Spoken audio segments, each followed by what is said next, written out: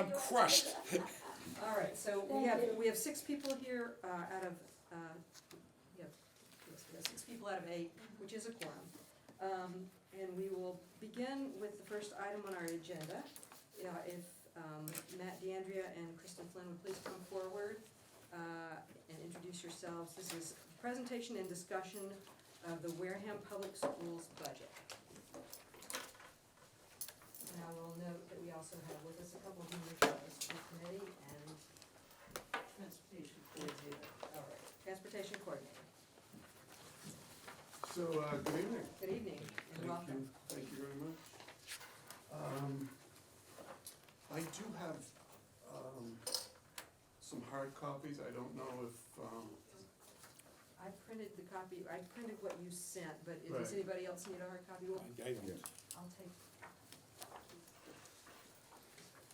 okay, yeah, those are the copies of everything I sent you. It's just in one packet. And I will note for the record that Brianna King is here. Yep. Hello. Good evening. And also, this is her first meeting, so welcome, Brianna. Thank you. Okay, so thank you very much for inviting us. I'm Matt D'Andrea, I'm superintendent of schools. Hi everyone, I'm Kristen Flynn, I'm the director of finance. So you have our handouts that we provided, and there's a PowerPoint. I'd like to just walk you through that, if I may.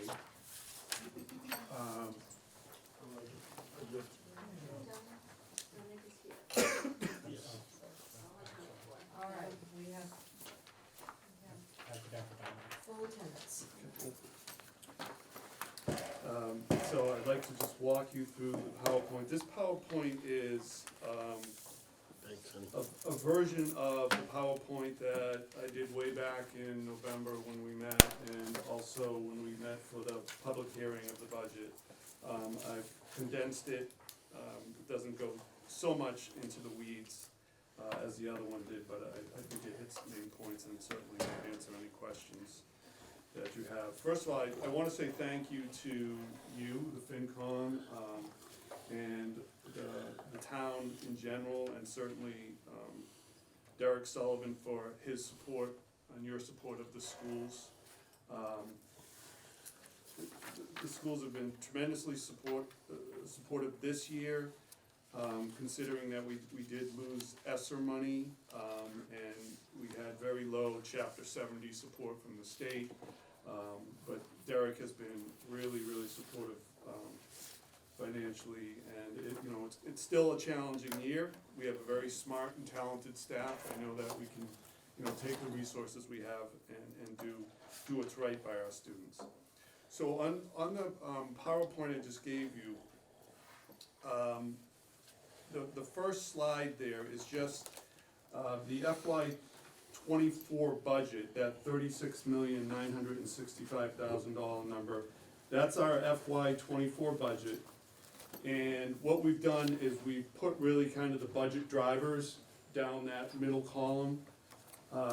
We have salary increases. These are contractual for our unions of $1.5 million going into FY25. All our students have Chromebooks, and the plan for FY25 was to refresh many of those Chromebooks, and so that's the cost of $199,000. Heat and utilities, we've definitely seen an uptick of that. That $137,500 is based on current usage. Out-of-district transportation, out-of-district tuitions, always a moving target. When we have students who are placed in a school outside of the district, whether it's a collaborative or a private school, we have to pay the tuitions. That has gone up, I think it's 3.75% for FY25. And also we have to provide transportation, and that can be very costly, and that's going up about $120,000. We're having some work done at the middle school on the lights. That's $30,000, and home and hospital tutoring for students, we've seen an increase, so that's about $20,000. Now, this other of $169,583, that's all the other lines that are under $20,000, that have increased, some have gone down, some have gone up, but it was to the positive 169,000. That is supply lines, contracted services, professional development, just little increases here and there or decreases, adjusted based on our usage this year and also adjusted based on inflation. So all that being said, we're looking at a $39,341, $449 FY '25 budget. That was the initial number. That would be a level service budget if we provided everything that we have this year and gave it in FY '25. That would be the budget. The next slide shows the offsets that we included in the budget this year and what we anticipate for FY '25. The two columns that have the blue line running across them, that's FY '25, I'm sorry, FY '24. We took that $36,965,000 number and we were able to reduce that number with the 240 grant. We had some circuit breaker money that's provided to us from the state to help offset some of the special ed expenses. School nutrition, we had Title I and our pre-K revolving. Our pre-K revolving is students who pay tuition to go to our pre-K program at the elementary school. Those were in the budget for this year, and you can see on the next two columns that we're pulling them out. But whether in or not, they do reduce the budget. We had an IVAQ grant, which is an HVAC grant, which we were using $86,000 to offset some salaries. And we had, the big one was this ESSER 3 of $1.8 million, and you may remember that we talked about that last year. So all said and done, we were able to reduce the budget last year by $3,455,479 for a total budget of $33.5 million. Now going into FY '25, taking that $39 million from the previous slide, we have the 240 grant again in circuit breaker, school nutrition, Title I and the pre-K revolving we still have, and those I think this actually was an uptick a little bit in those two lines. We have an SOA grant for $125,000 that we're able to reduce the budget, and another grant, a tag grant that helps us with some salaries. So all said and done, we're able to reduce the budget by $2.3, almost $2.4 million in FY '25. So what the painful part there is that we have $1 million less to offset the budget. So all said and done for FY '25, we're looking at $36,950,000 budget. So the next slide, that shows the FY '25, the 36.9, subtracting out FY '24, and so our budget increase is $3.5 million or 10.26%. Now that's the number that I presented to you folks back in November. So going to the next slide, I put this in three different levels. We have the level service, which was a 10.26.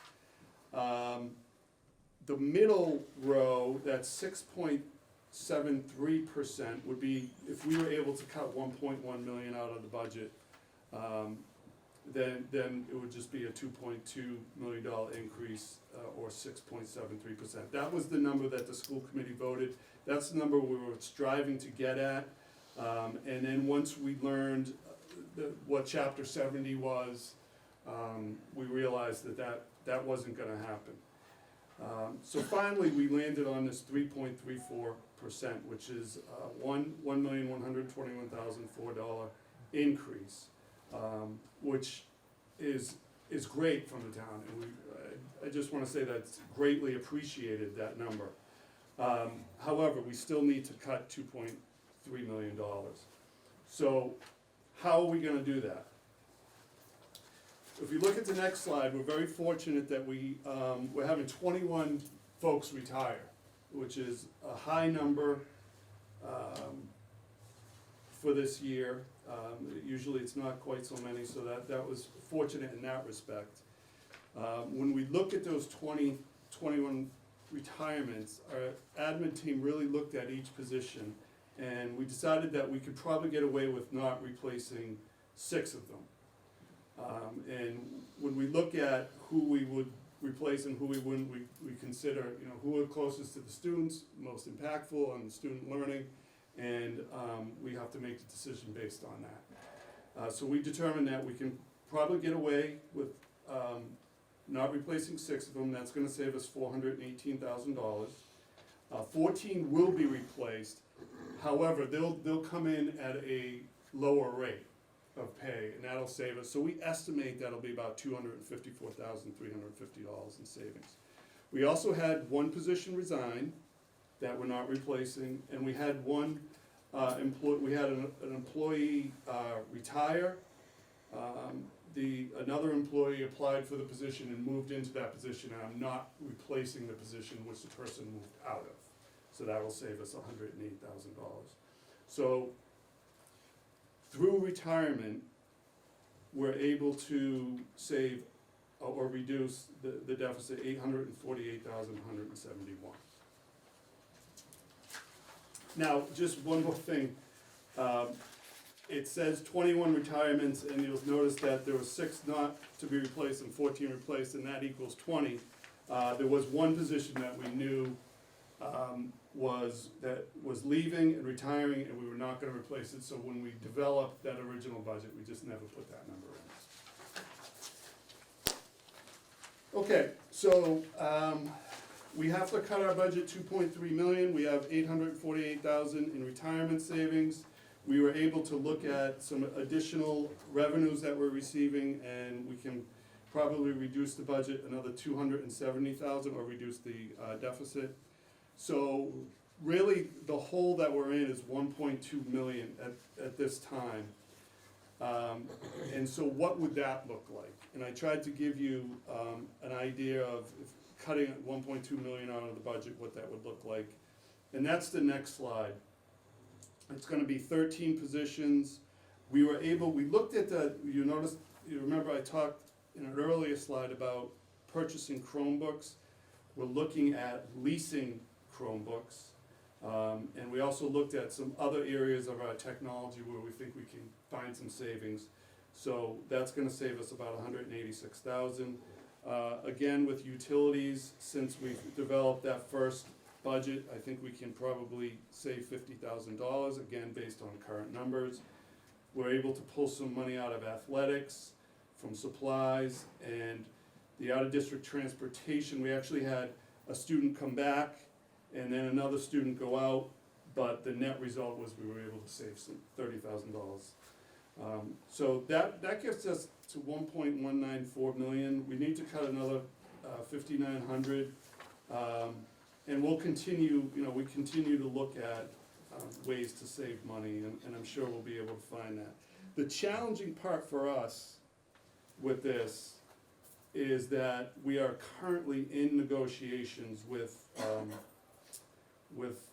3 of our bargaining units. We're currently in negotiations with 2, and we have 1 more to go. And so that is gonna have to be factored into this also. So that's gonna be challenging.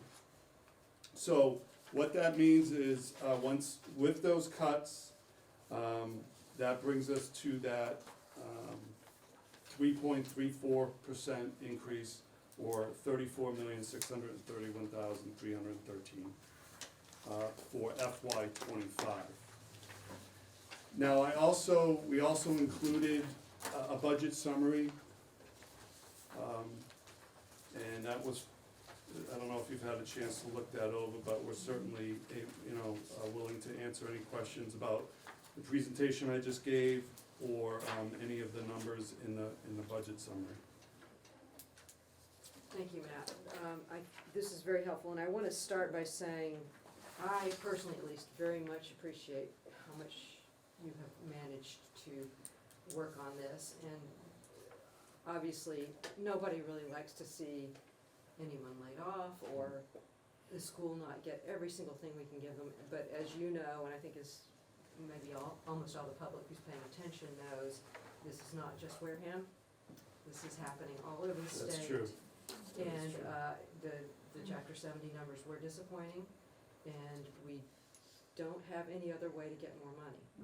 We do not, we're capped by 2.5%, so we have to work with what we have. And definitely very much appreciate what you've gone through to get to this point. Thank you. So, Yeah, I have That's- to think this took a lot of hard work, soul Absolutely. searching. And I will say that in that meeting in November, I was so impressed with all of your principals for across the school system and all of you. And I just know that you're gonna somehow figure this out and the kids will, continue to thrive. So thank you for all this work. I know it was really difficult. A couple of things that I'd like to, I'm gonna ask you that I know the answers to, because I think I think most of the committee probably knows too, but the rest of the public may not. And that is, I guess this is not asking so much as saying and asking you to affirm, we have a very high special education need in this town. That's correct. Is that correct? And that really impacts the bottom line here. It does significantly, yes. One question I have, I know just enough about Chapter 70 to be dangerous, I think. And I did watch a webinar last week, that was very well timed, on that subject. And something came up that I had not focused on before, and I'm not sure I correctly understand. So I'm gonna ask you what you know and if you can explain it to me. And that is, my understanding is that the foundation budget that the state provides for us uses, for the Student Opportunity Act, something called assumed enrollment in special ed. Am I getting that part right? Yes. And so I guess my question for you is, are we locked into the assumed enrollment even though our special ed is much higher, or is there a way that that's compensated? I think that's what the state assumes, because you're probably thinking about this document here, where they have our enrollment, the base foundation, and then they have the incremental costs above the base, and that's when those enrollment numbers for special education, for English learners, for low income come in, and those are assigned by the state. Okay. And we don't have a way of saying, wait a minute, our numbers are actually way higher than that. We should be getting more assistance. Not that I'm aware of. Okay. So if you could just explain, what is our special ed percentage? Do you know? It's approximately, is it 28%? That's right off the top of my head. It's a little bit lower at the elementary, and it kind of creeps up as they get. I know it's over 25%. That is correct. The state average is probably around 19. Correct.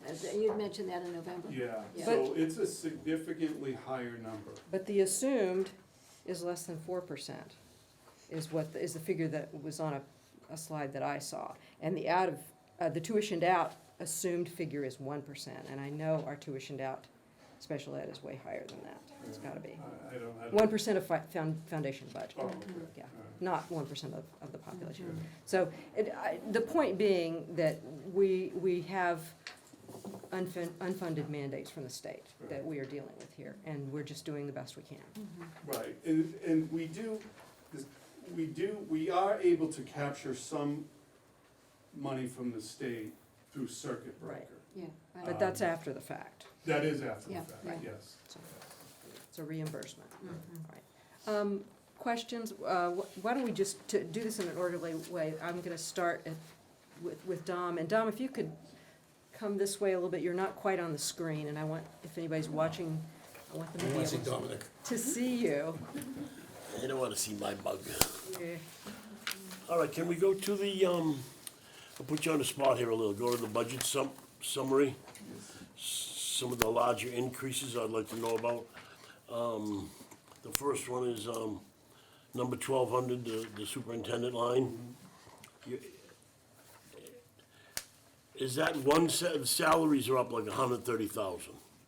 Is that one salary, two salaries, three salaries? You went from 473 to 602. That's right. You're not getting all of that. No, you're asking how many salaries are included? Yeah. Right. Rough guess, I won't put you on the spot, but is it 1, 2, 3, 10? 4, 5, 6. Okay, so it's quite a few. That answers that question. Thank you. And just to expand on that as well, some Yep. of that increase is that Contractual. one of the, well, it is contractual, yes, but one of the positions that is in that segment of salaries in FY '24 last year, that was budgeted 50% in the local budget, which is what you're looking at, and 50% in food service revolving. When we had an audit by the state a year and a half or so ago, they determined that that was not the proper way to do that.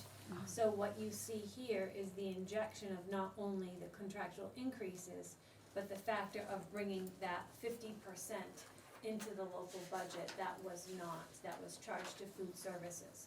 Now, on the flip side, what you do see is instead a different method of capturing. You're allowed to capture some costs from food services and all of your federal grants.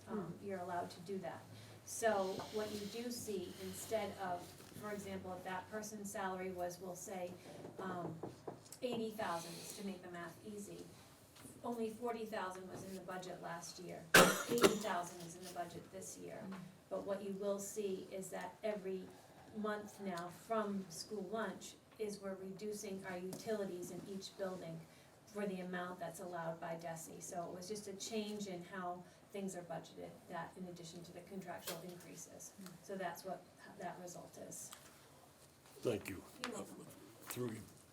Through the chair again, 2325 substitutes, you're up like, 100,000+ on that line. So that one there, last year, we still had some ESSER funds that we're using, ESSER 2 funds. ESSER came in 3 segments. We're working off of ESSER 3 now, but last year, about 84,000 of our substitutes were charged to ESSER 2. So now this is the effect of no longer having ESSER 2, and so those costs were still, we anticipate they'll still be there.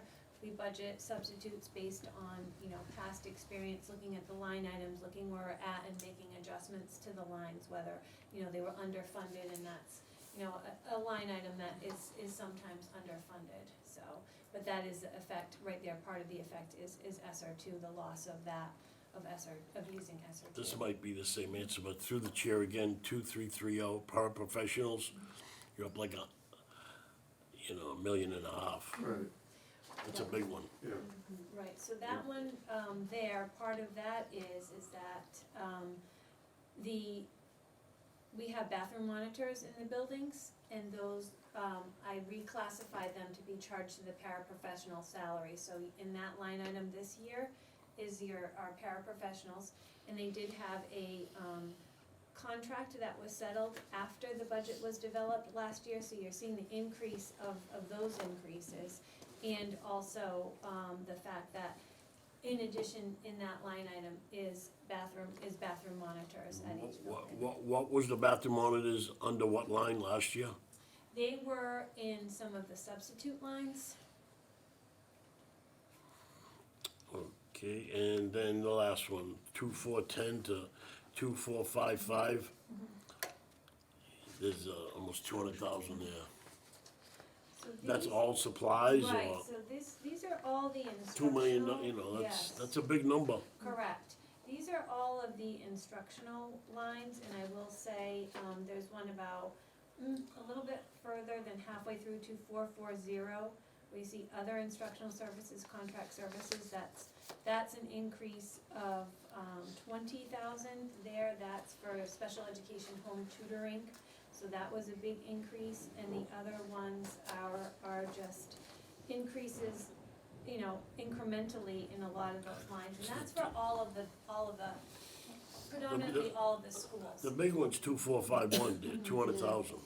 Right, that was, The Chromebooks. Chromebooks. that was the Yeah. Chromebooks that we were gonna buy, and that's actually gonna reduce, because instead of purchasing, we're gonna You're lease leasing. them. And you, approximate savings between buying and leasing? It saved us, Rough guess. 150? 150 this 150. year. It's a big savings. It Yeah, is.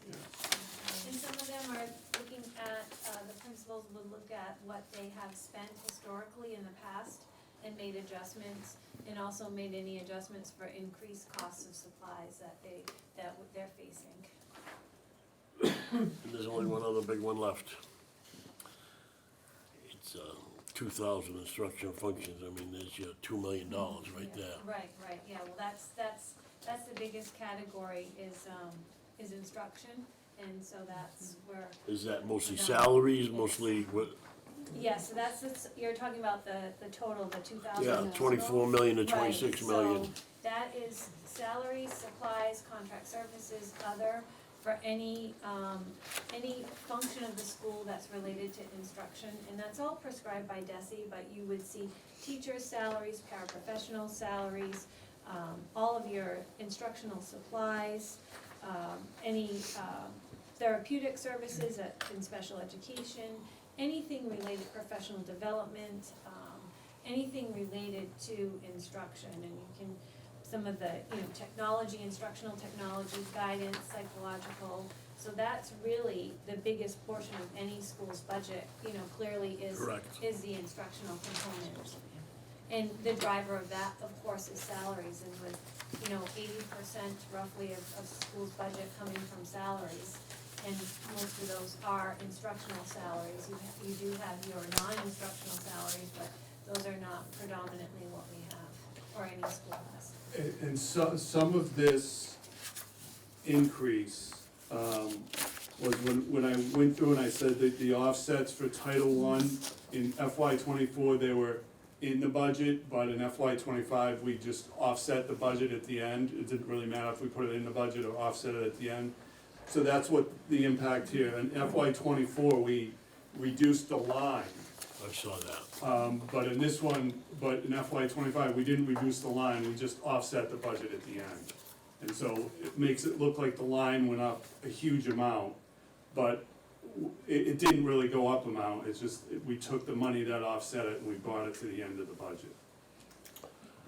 Thank you, I'm all set. Thank you very much. Heidi, do you have any questions? No. Jody?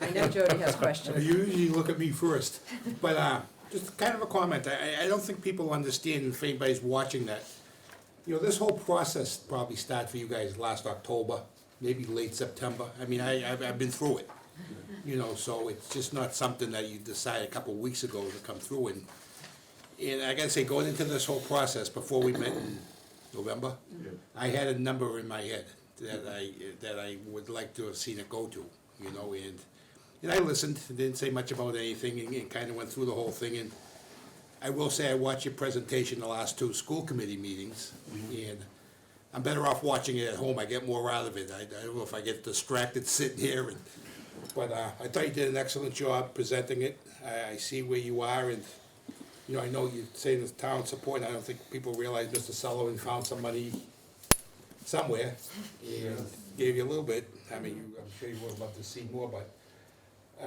you know, I believe the subcommittee's here on the budget, and this is just a tremendous amount of work for everybody, and I don't think people really realize what it takes you folks to get to this point. And this was painful, and I understand that, this was not a pleasure. And I just got one other question, I wish Mr. Sullivan was still sitting here. He'll be back. Oh, that's all right. I had talked to Mr. Sullivan a while ago about how can we save money as a town. And I'm not sure if we could merge some departments and things like that, and I asked him if we could bring somebody in and look at the whole town. He said he'd take me to lunch and talk about it, you know, but would that be something you think is workable, or am I just spinning my wheels? I don't know where it's gonna go, I can't sit here and point out a department or anything, I just think, you know, we gotta be a little bit creative, because money's tight. And I don't think So, they're so gonna get, what do you mean by merge? you know, Like center. Ground maintenance. Ground maintenance, you Oh, know, I see. Vehicle. I think, So- or maybe, IT, I know you Yeah. have a lot of IT Right. people, we have a couple. And maybe if they all worked out of one central office, and I'm not saying I'm not looking to take anybody's job, I'm Right. just thinking, how can we be more, Yeah. maybe some cost savings and more supportive of each other, because I do think, I think it can only help to have the conversation, it can only help. Whether, I think it's a great idea, that, you know, groundskeeping, IT, there's lots of overlap that perhaps we can, share and save Yeah. some money. yeah, and that's what I'm looking at, you know, I mean, you know, we can cut our costs a little bit, I don't think we're gonna create a whole new budget and have all this extra money, but I just think, how can we be more cost effective, so I'll try to squeeze that lunch out of Mr. Sullivan. Thank you. Jerry? Chapter 70, the receipts you get from chapter 70, it's formula driven, I guess, a lot of formulas, is there any part of the formula that's jumping out at you that was lower than anticipated, or stated another way, why was chapter 70 reimbursement lower this year than, is it based on a formula, any input in the formula, is it based on a number of, some of the number of students, is there a sentence or something? What's the driver that they came in with this lower number? Well, they gave us the minimum that they have to give us. That's all and they that's gave us. $30 That a was it. student.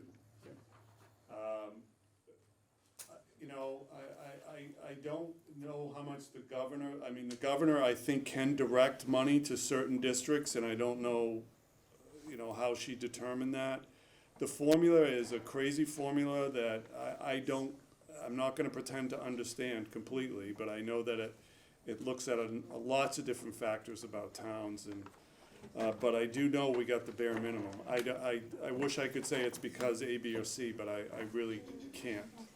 And I would interject here, the MMA, Massachusetts Municipal Association, is lobbying to increase that to $100 a student, which would be something for us, it would really make a difference. It would help, So- yes. So that, that is not set in stone, all we can go on at this point are the preliminary numbers that we have. Right. And you may remember last year, the budget wasn't finalized, the state budget wasn't finalized until July. But we have to start with our best guess. And Jerry, to try to answer your question, a part of the formula this year, I know included the inflation rate. But what they did is they capped the inflation rate, I think, at 4.5%. When inflation over the last 2 years, I think, averaged 6%. So that's one of the, you know, MMA is saying, look, you gotta make up for that. You know, take the cap off and give these districts a little bit more money. Well, some say that the inflation over the last 3 years in some items is 30%. Right. You know, So that's one thing I can say, if they took that cap off, we would have gotten more money. I don't know if it's tremendous amount more, but that would have done something. And I can say, you know, not that it's any consolation, but the majority of school districts across the Commonwealth were all at the minimum aid. They were all what the state calls holding harmless, that you don't get anything more, but they're not gonna take anything away from you. So I wanna say, I was gonna say Is it was that what it is? something 89% like that. of the school districts at the Yes. minimum this year. Right. They call that holding And house. then, and the only ones Yes. that weren't were the inner city. That's where most of the money went, was the inner city. But if you look, did you look at the state budget? I mean, you don't want me to get me going on Maura Haley, but I'll just say one thing, Roger. If you look at what she increased to what she decreased, and I'll tell you, I better not say. Yeah, let's I'll leave it alone. Let's keep it to our I'll leave it local- alone, our but local there is situation. a number that looks almost identical to what they took away from chapter 70 to what she gained, and if you read the state budget, you'll get what I'm trying to say. Well, it is a moving target, and it is a matter of compromise among the governor, the Senate, and the House. I'm all set. Okay, Brianna, do you have any questions? I do. Again, I'm just looking at the increases and of course, the superintendent salaries are contractual. What, are these on performance or how are those contracts made that that's a definite that these are the salary increases? Yeah, it is contractual, and So- it's and not it's not- performance-based, okay. not performance-based, no. Okay. And then the school security, I do see almost $12,000 increase where there was nothing last year. What's the difference with the school security? Which number are you looking at, So please? it is 3600, $7,000 for the contract. Yes, so that is what we use to, an app called Navigate 360, and it manages all of our drills, all of our emergency management, lockdown, unification, reunification. It's a roster that the teachers, if, we have to evacuate the building, it's how that they can report or we can report, okay, I'm here, I'm safe, I'm not here, I'm not safe, things like that. So that there is something relatively new to Wareham Public Schools. So this is the first year you're seeing it in the budget, so that's why you see that increase right there. So it's software? Yes, It's an app that, so, staff can put it on their phone, police can put it on their phone, fire can put it on their phone. So I can, if there is an intruder in a building, I can send an alert that goes out, everyone who has the app, it'll make your phone scream, and, also police. So even police officers off duty will get the message, and, it's just, I just think it helps with safety to, we can get people there fast. Too bad we have to do this, but that's Yeah. the world we live in. Yeah. Okay. And there was nothing in place previously like that? Not that type of technology, no. Okay.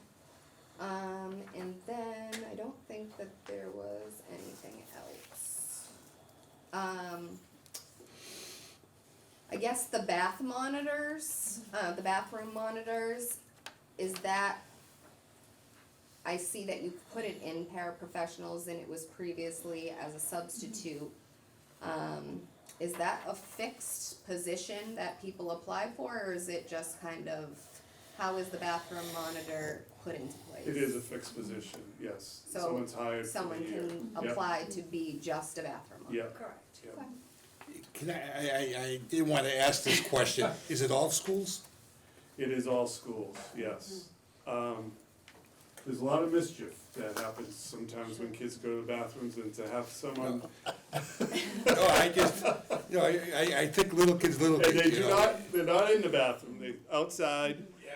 They just see kids sign in, go in, and, but it keeps, Things happen. yes, So you have them sign in, is that what you're saying? yes, yeah. So we know when, Yep, certain kids Where are. everyone is. That's Tracking, right, that's tracking. right. Okay. So is there a way that, to work out something, is it something that needs to be at the bathroom, is it specific times, could it be, off, if people have a off class, that they can be the monitor, like why specifically pay a person to be a bathroom monitor? I mean, I don't know doing it in shifts if, I think ultimately it would be a similar cost. It's really, to be honest with you, it's, relatively speaking, it's a minor expense. I hear what you're saying, because I myself said, do we really need bathroom monitors? I've been the principal of an elementary school, and I understand the need. So, I know the need, I think that it, is a large increase, and I know paraprofessionals, period, that there is a need, we Right. need the paraprofessionals, but, and then, I forgot my last And question, the paraprofessionals but. line item also includes some of the related therapy assistants, so it's not just paraprofessionals. If you see any speech therapy, OT assistants, PT assistants, so those are also included in there as well. Not just bathroom monitors. Not just bathroom monitors, and, paraprofessionals, special education paraprofessionals, regular education paraprofessionals, paraprofessionals that are assigned to special classrooms. So it's not just, it runs the gamut. Okay. Just two more quick things. As for the Chromebooks, have we looked into looking at grants to replace those? We're always looking at grants. Grants that come, as a matter of fact, we just received a grant last week, a preschool grant that I think might help us. You have to, when you get a grant, you gotta follow exactly what they say. So sometimes it helps you with the budget, sometimes it doesn't. But yeah, we're always looking for opportunities to bring in money and help us. Okay. And then my last question is regarding specifically the high school. Are there still the deans, are they considered school leadership, or are they considered something separate? Well, they're in the teacher contract. The Okay. deans are in the teacher contract. But I would say they have administrative duties. They certainly, are disciplinarians. Mhm. They deal with that aspect of it. And has that been thought of, is there still 4 for each grade, or is? There's 3 deans at the high school, Okay. for the whole high school. And it feels important to have 3 of them. It does. Okay. It does. Thank you. Matt? I got nothing today. Everyone else already asked. A lot were answered. I just had a question. I think I know the answer. When you were with us in November, some of your principals shared with us kind of sometimes how their day goes, which are issues where guidance counselors, the whole guidance department becomes extremely important, depending on what is happening. And I sense that there is some increase here, but I sense that you are not the only school that is seeing a higher need for guidance support. I notice that you've got psychological salaries have gone down. But do you find that it is I'm sensing it's a very critical part of each one of the schools and that we're not alone. We're not the only community, many communities are. Because I look at budgets I used to see in my other old town 15 years ago, and there were a couple of guidance counselors. Right. But I'm sensing that this reflects what we're seeing in our schools, the challenges. Absolutely, and we're also, High Point, it gives us a tremendous amount of support also, which is tremendously helpful. But yes, there is an increase in mental health needs with students, and so we do have an uptick in staff to help with that. How about post-COVID? Is some of this you're seeing part of post-COVID issues that you're working through?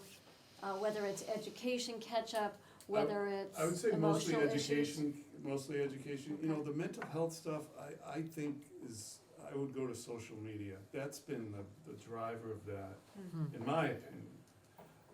The pandemic was a challenge, certainly. I think we learned a lot about how being with your peers in school, how important that is.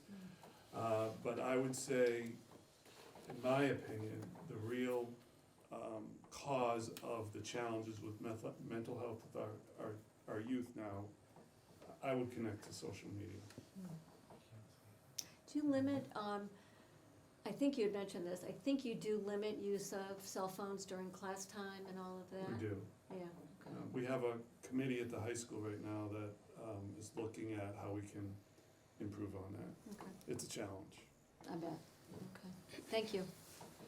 You might consider what happened at a Broadway show I went to once where they made everyone put their cell phone in a pouch. Yeah, And and it, that's actually one thing. and yeah. it was locked until we came out because they didn't want people taking pictures. Right. Yeah, all right. No, Thank you. I think you might have a school committee member that wants to speak. With your permission. Please.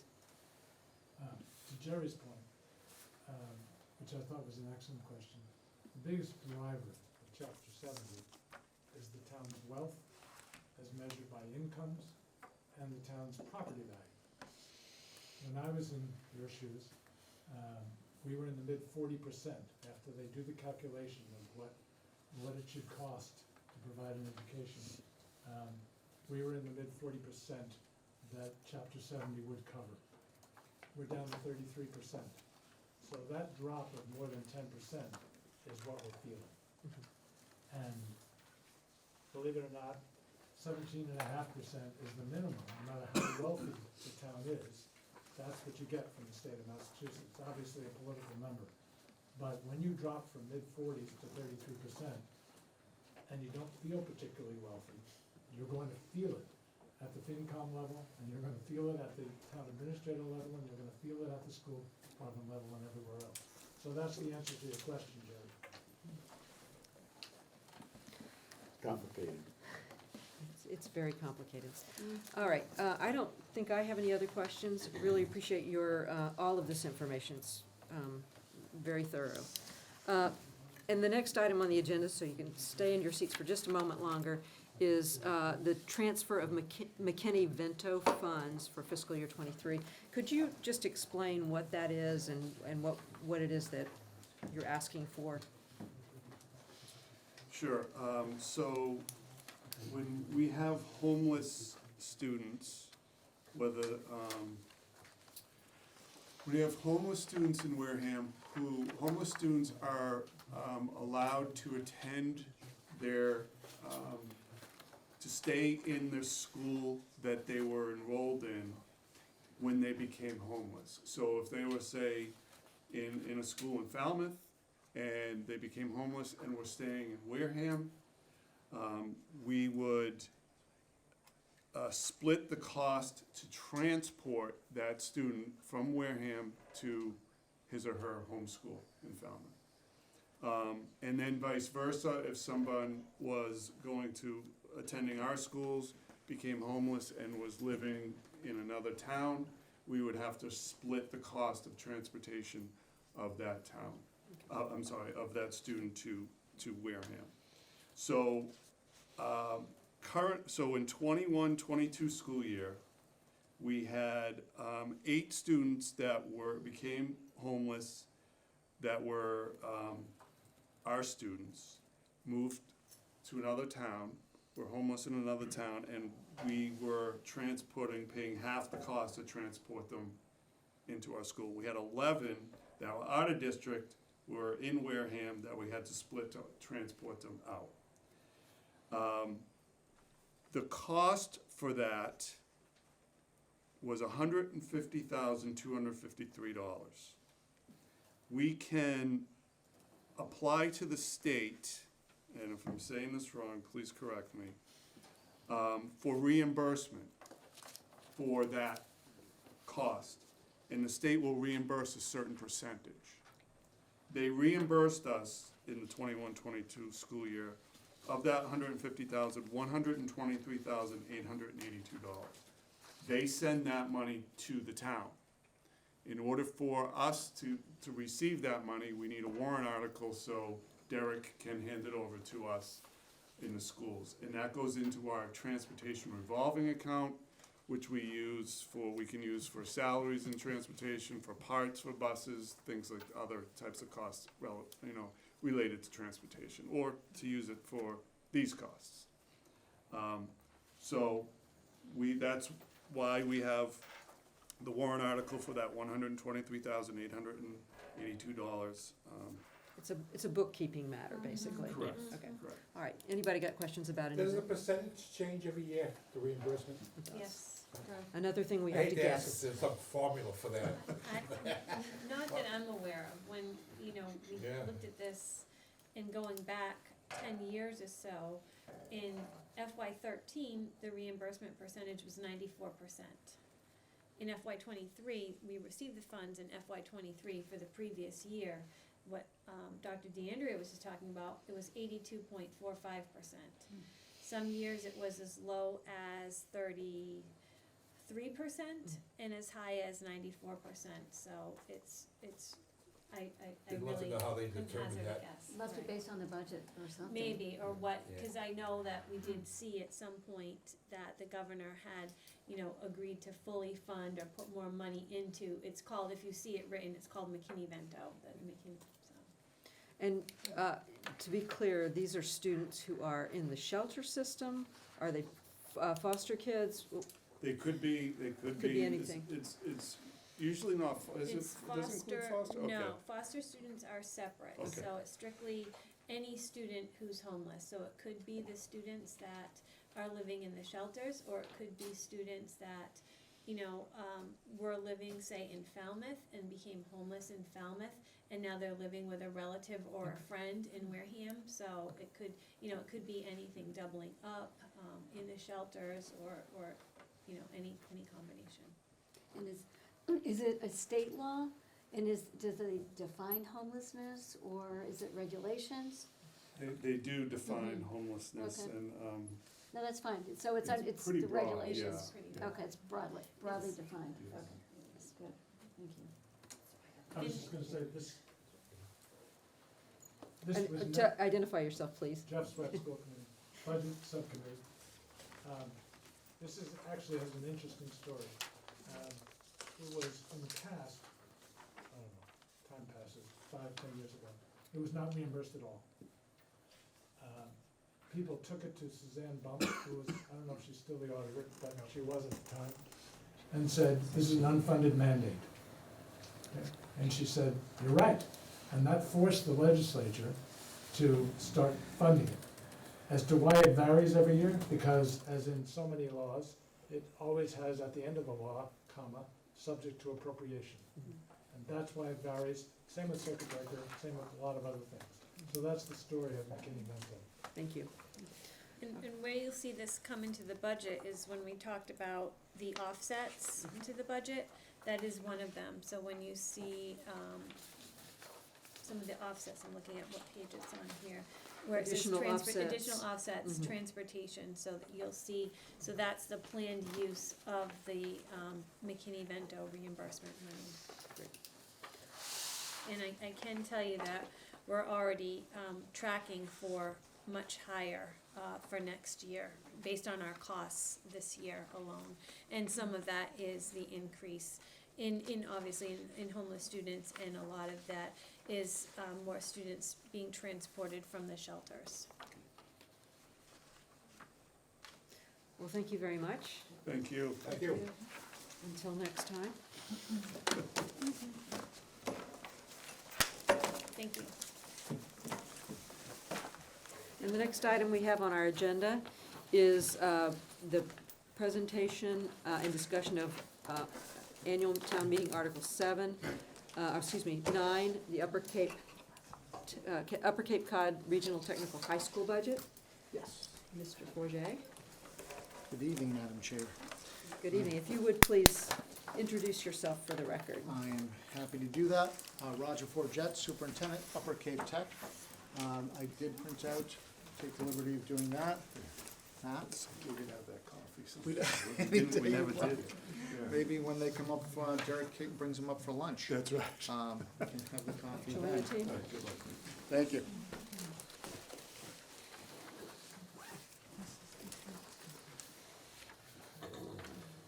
I have it as a PowerPoint as well, but without, This is good. this is fine. I- Okay. yes. Couple of things. As I listened to my counterpart here, listen to Matt, who I enjoy working with, as you can see the camaraderie back and forth. Upper Cape Tech has had Navigate now for 5 years. It is, for software and for an app, extremely effective. We use it when we practice our ALICE training and practice different modules within.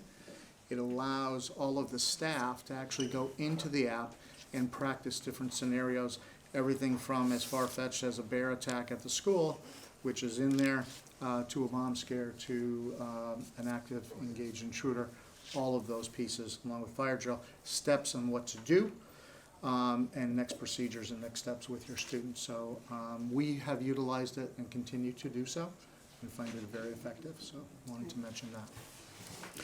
The other piece for Chapter 70 is, Chapter 70 also is based on different age groups. So the rate at which you're reimbursed for elementary school, for middle school, for high school are all at different rates, including vocational schools at different rates and different amounts. I will mention again throughout my presentation, but the Chapter 70 for Upper Cape Tech was $260 per student less this year, which is in effect over $230,000 in lost aid coming from the Commonwealth. So that's a big hit when you're looking at putting that back onto the backs of the towns. And that's certainly what is happening this year across the Commonwealth. So, if I could, Madam Chair. Yes, please. As you have the first page in going through, our FY25 approved budget. Our subcommittee is made up of Michael Deegan from the town of Sandwich, our school committee chairperson, treasurer. Our chairperson, Robert Fitchemeyer from the town of Wareham. Dominic Camarano from the town of Wareham. And Mary Ann Smith from the town of Falmouth. Wareham is well represented on our budget subcommittee. Some community involvement, and this is just a sampling of some of the ways Upper Cape Tech gives back to our 5 sending towns and how we can help them for helping us. I will mention that this is just a sampling. Last week, our horticulture students were with the community gardens, working with working there to help out getting that all prepped for the spring. The onset fireboat is currently at the school, being painted and getting it ready to go back in the water. And we'll be looking at trying to help out the water department with some trim work if time permits this school year, and if not, certainly right away in the fall.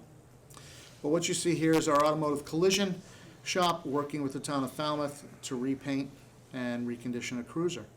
For the town of Bourne Natural Resources, that was a cruiser that needed to be taken apart completely, all the decals, everything, and be repainted for the Natural Resource Office. Our horticulture students and faculty working with Sandwich Garden Club. Our veterinary science students, well, with Nero's training, it's a requirement, and we have reached out for the town of Wareham.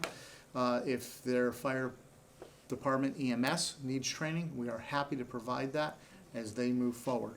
But we've already trained over 200 EMS and firefighter personnel from Bourne, Falmouth, and Sandwich. We have some upcoming projects for carpentry in our sending towns in Falmouth and in Sandwich. Environmental Technology works with the Mass Audubon Society. That happens here in Wareham as well, and beach cleanup.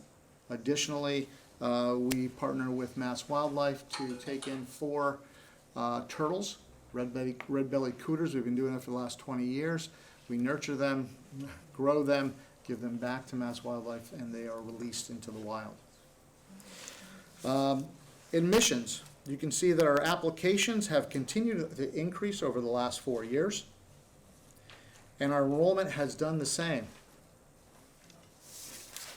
On the next page, our enrollment by town, and you can see that in the past 3 years, Wareham had continually gone down enrollment-wise, but just this year we are up 25 students, a large number. Mr. Sullivan was back in October when I called him, and he said, "What? How many?" I said, "Yes, 25." Did he hang up on you? What's that? Did he hang up on you? No, actually, working with Mr. Sullivan is a pleasure. Oh, I'm sure. He really is a gentleman, and that's not because he's still sitting back there. He's gone. Oh, good. He'll be back, though. I don't want him to hear accolades about him, you know. His head will swell. It really is very, very nice working with him and working with our budget in the town of Wareham. Staff attainment. This slide is important in that this looks at our teaching staff. You'll notice that the column on the left is 1 through 13. It stops at 13, but that is the number of years faculty is at the school. You'll notice from step 7 to 13, that represents 2/3 of our faculty, which truly says that they come to Upper Cape, they stay, they teach, there's continuity for all of our students. It also says that their salaries are on the higher end of everything contractually as we move forward. Net school spending, and I do this to answer some of the questions you had And that's why I said, working with my colleague, with Matt this year, as he worked through the budget, we had some of these discussions. You can see that the required net school spending is what the Commonwealth says the minimum amount is. And this is based off of the FY23, the latest numbers that are out there, because we're in 24 presently. The actual net school spending, so what was actually spent by the towns on education within those towns, and the difference between those two numbers. The Upper Cape Tech one of almost 1.1 million represents a sharing between the 5 towns for that number. Our number has gone down and has gotten closer this year to foundation. We went from 1.1 down to 742,000. Wareham's share of that is about $229,000. Our per pupil comparison, the FY22 operating assessment, this comes right off the Department of Education. That is the per student cost for each town. And the right-hand column is the per student operating cost for the towns themselves in their school system. As you can see, Upper Cape Tech is a bargain. Our budget drivers.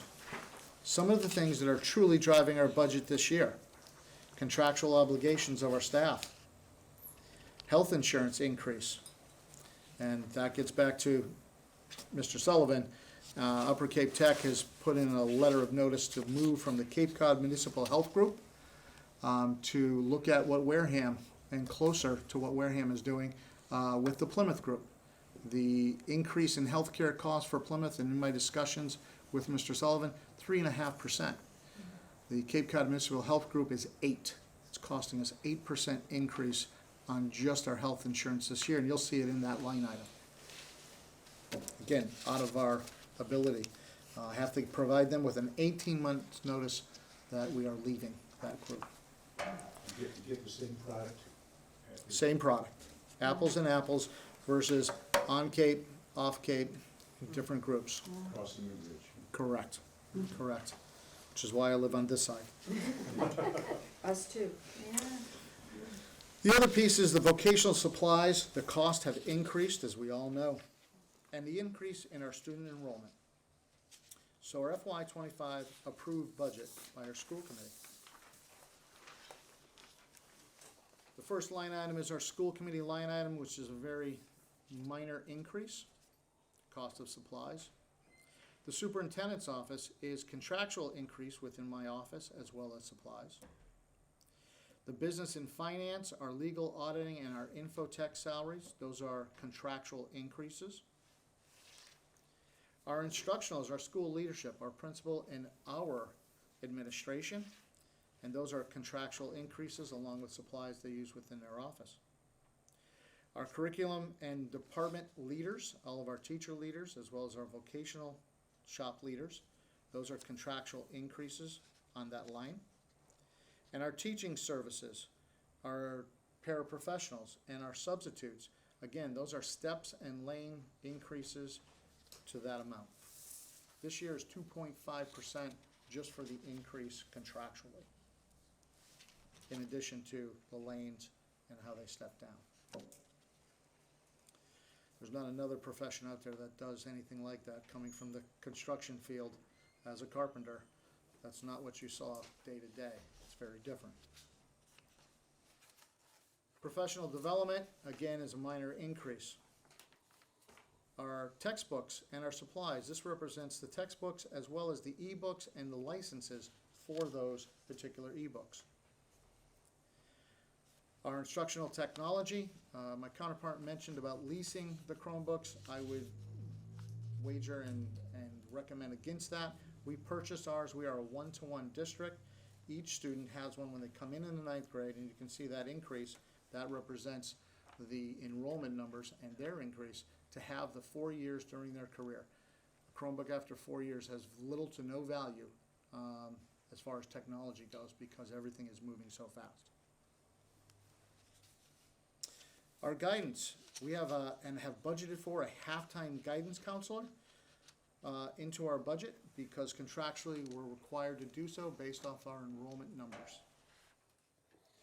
Psychological services, The social and mental well-being of our students and their families are all contractual pieces that we utilize in the school. Social media, I would agree with Matt, is a detriment to education, to our families, and to society at this point with what is going on and what's happening with the amount of cyberbullying, the sharing of content that should not be shared. And there is, at least at Upper Cape, an effort to educate our students on the right and wrong of what's being done. We also do one with the parents as students are coming in as freshmen prior to school starting about what the expectations are and what they should be aware of.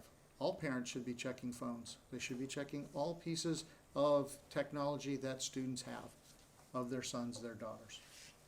Yes? What do you mean by the social media? So I'm antiquated because I'll say I'm old based off of my my color of my goatee. But it's Snapchat. It is all of the different platforms that students have to go on that they believe doesn't stay, and it's always permanent, and there's always a way to get to it. It is there, and there's constantly new ones popping up that they will go to. Facebook is not the most popular means anymore. There's so many others. Yes, TikTok. Thank you. It's out there. The time spent Oh. on it as well as what you're putting in is always there forever. Correct. And, you know, we're I'll say, and I'm using myself, when I grew up, I was outside, we were playing outside, we didn't have that ability. Computers were wonderful, you were able only use them at school, and then you came home and everything was pen and paper, pencil and paper. Today, that's not the case, and students are on. Their thumbs are faster than they can text, faster than what they can speak. But they've lost the ability to look everyone in the eyes, have that conversation, and do that. At Upper Cape, we're really trying to promote that piece because that's a work ethic. That's a piece, that's an expectation. Contractors, employers that are out there, when you get into the field, want that ability. And so we're looking to do that. But it is difficult today. Just a question too. Yes. And I applaud both you and Matt for trying. Do you get, and I'm talking generally, I'm not asking you specifically, is there a sense among the education folks that there's a lot of parental pushback on that? Without getting in hot water. No, yeah. So I'm at not Upper saying Cape, you necessarily, but no. among, the education system, it appears that sometimes the parents need, as you said, some orientation around Agreed. your attitude. Yeah, and they- how they can help you, in other words. They truly do. Yeah, okay. There's and everything has changed via COVID. Everything now is very different, and the hands-off approach, you'll see more and more. The students that we are seeing today are not the students pre-COVID. It is very different. We have changed as a society, and we have to recognize that fact to move forward. I will share with you that at Upper Cape, students are required to put their phone away. Turn it off when you come in the building. If you don't, it's taken. You have a detention before you get it back. One of the biggest perpetrators that happened is mom, dad are texting, hey, not gonna be home today, take the bus and do this. You don't need to have that. If you need to get in touch with your child, call the school. We'll have them come down. They can use their own phone. Give them a quiet place to use that. But let's not break the school rules for a matter of being easy. You have to take that extra step. You have to do that piece of it. And you need support, and it's parental support with students today. And the parents know that coming in. They absolutely do. They hear it repeatedly. They hear it during the Chromebook night. We break parents. They're required to come in. They can't just drop off a child, go get your Chromebook, I'll see you later, I'll be back to pick. No. You will come in, you'll have to sit through the presentation. Presentation roughly about an hour. And it goes through the do's and don'ts and what to be looking for, what not to be looking for, what should be and the expectation of the school. Every parent is provided the handbook to sit down and go through it with your child. Read it. See what after the fact, I don't want you to tell me, oh, I didn't know there was a consequence. Why? Clothing is an issue. Well, again, we're teaching a work ethic. You can't come in with all kinds of totally ripped clothes and expect that that's okay. With your midriff showing, with just the t-shirt that's not a t-shirt. The mesh shirts. Okay? Yeah. Safety is an issue. We have 15 vocational areas that act as 15 independent businesses. And it is required to participate and be safe at all times. So what we're trying to instill in our students, and I know I hear it on a regular basis how strict we are, but there is a rationale for that. And it's really to prepare you for the real world, because when you leave, you're ready for the real world, or you should be.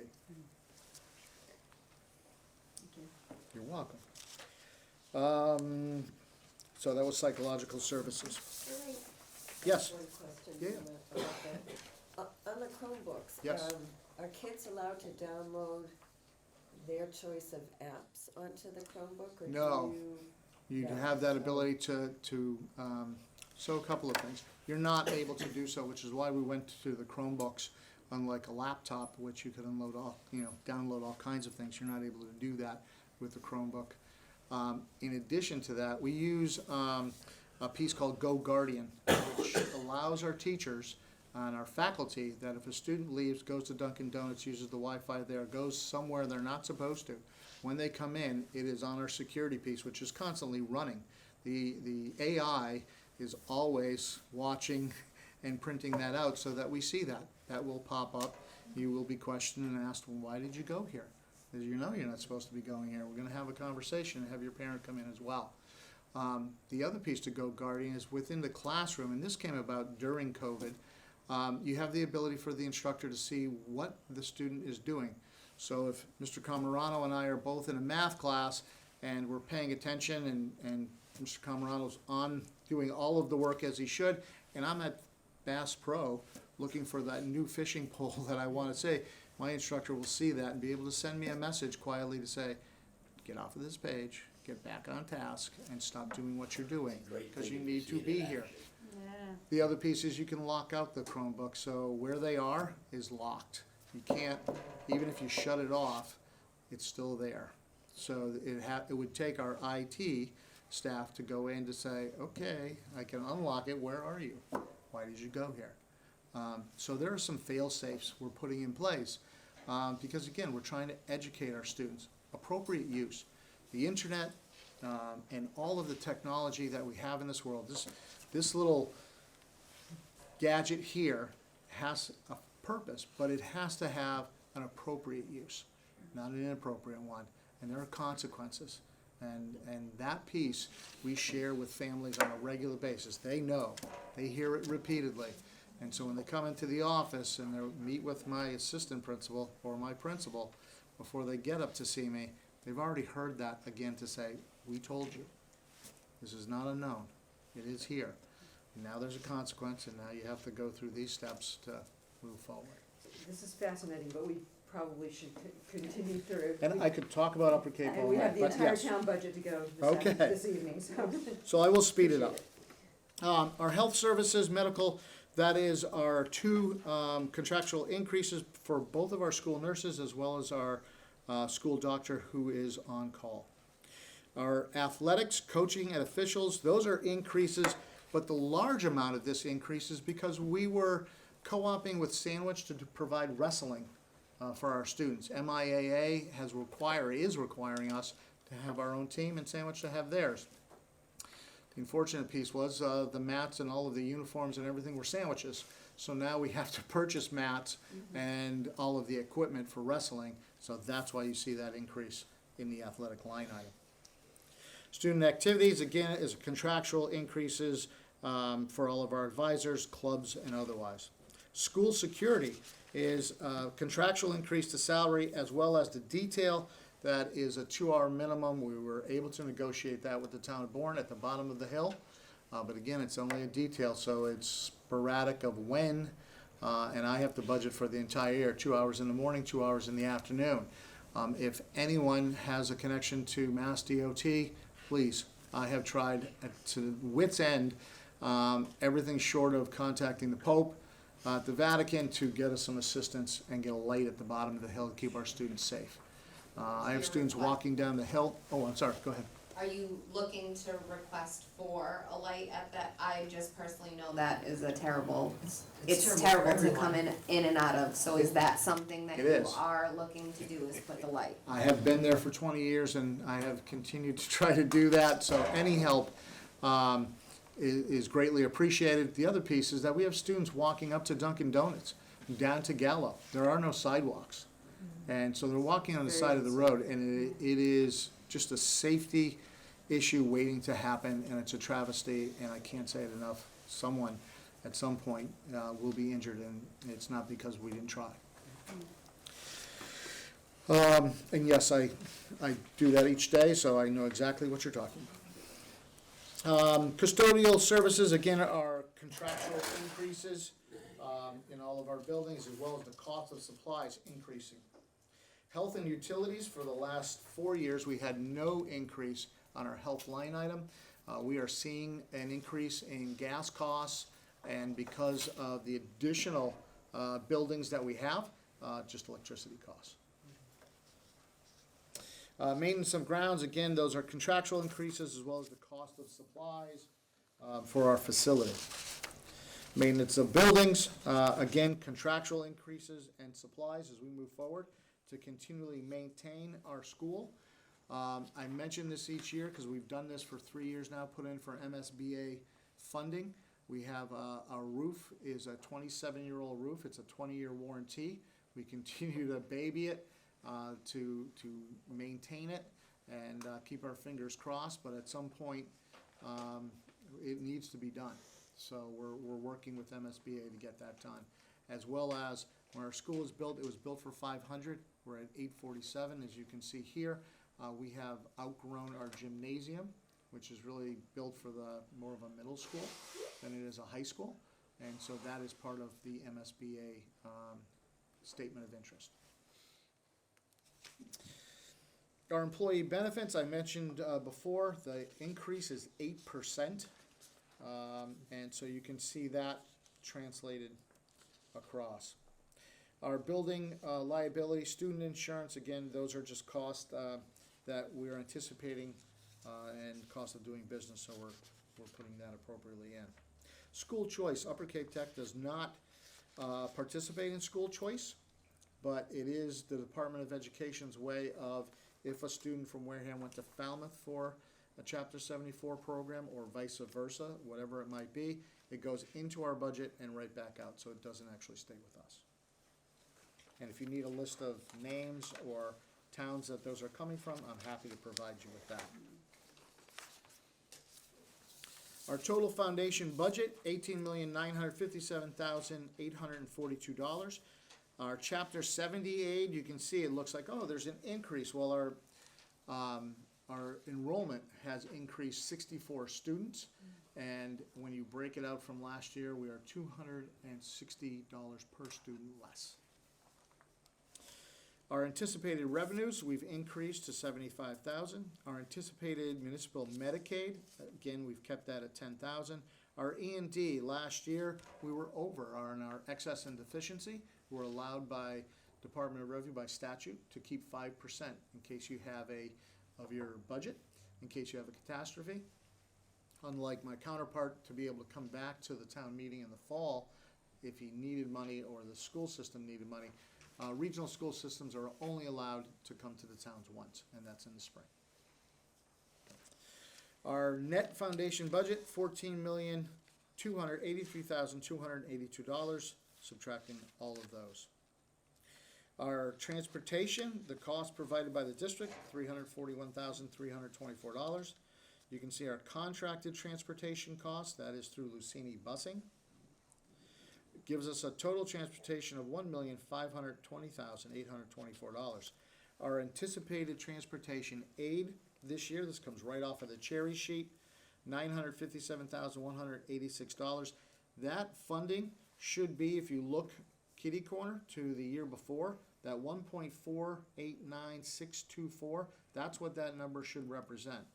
This year's transportation aid is 64.25%. The legislature promised to fund regional transportation at 100%, and that has not happened since 1983. So that $563,638, again, added to the loss in Chapter 70, puts us up almost to $900,000 put back to all 5 of my sending towns. Out of my control. Our LPN program, $823,883. Our anticipated tuitions of $803,350 leaves us with a net LPN of $20,333. Our combined net transportation and LPN, $584,171. Questions thus far? Our capital, we did not increase our capital. There's a 0% increase there, kept it at $130,000. The stabilization fund, as you will recall, some of you were on FinCom when we had the window project. And so that $175,000 we continued to keep in the budget, and we put to our roof stabilization. Currently have almost $1 million, which when we do come to funding and having MSBA funding, we'll be able to take that to offset, again, what the town's costs are. Our gross foundation budget is $18,957,842. I believe that every presentation has a pie chart or should include one. So you see here, 61% of our dollars that come into Upper Cape Tech go right into education of our students. For a little over 4% into student services, roughly 10% into operations, just over 20% into fixed charges, and under 5% to administration. How do the percentages break out? The percentages are done for the operating budget based off of the enrollment numbers, and that's what you see here. The capital is done differently. That's based off of your total enrollment numbers within your town. And so Wareham has 1,684 students, is what's reported to us, and that's how the capital is broken out for the percentages. With that, we thank you for your support and the increase of 25 students to Upper Cape Tech. Questions? Dom, I don't think you should have any questions. Okay? No, he's questioned. I'm sure you've asked all your questions Oh. already. Heidi, do you have any questions? No. Jody? No, I'm good. Jerry? Good. All right, Good. I'm good. No questions. all right. Just, Madam Chair, as always, I would invite you to Upper Cape Tech. I would love to have you come up for lunch and give you a tour, show you our new environmental science building, which will be completed by the end of June. And we were the recipient of an electric bus grant, so we have a new electric bus. So we're working on getting that charger up and getting that in place. So if there is a date that works well, or if you need to break up into 2 groups, by all means, the invitation is there. We would love to have you come up. We will see about a field trip. I can tell you, Thank I you. told Dominic to say something. I attended the dinner show at Christmas time. Yep, It was awesome. Good. Yeah, if we look at that next year, you know, it sold out quick. it did. We It did. had it 2 years ago. Yes, and it was delightful. Yeah, I think it's time we get some of the We newer did- members up yeah, there. with some new people. It is. We have to be careful not to commit any open meeting violations. We call a meeting. We will call it a meeting, Yeah, yes. we call it. Yep. Thank you very much. This was Thank you so much. Extremely helpful I and do informative. apologize, it was lengthy, but, yeah, I'm It's long-winded. a lot of money. Oh, it absolutely is. All right, Thank you so much. Thank you very much. Well, Great I job. did a few extra ones, because Oh, you need them back. I got them, those are extras. Okay. See you. Thank Hey, you. Bob. See you guys again. All Said right. nice things about you, but you love the room, so. Good, thank you. I'll have to believe you then. All right. Thank you so much. Unless somebody corrects me, I'm gonna assume we don't need to take a full break at this point. Is everyone good to proceed? All right.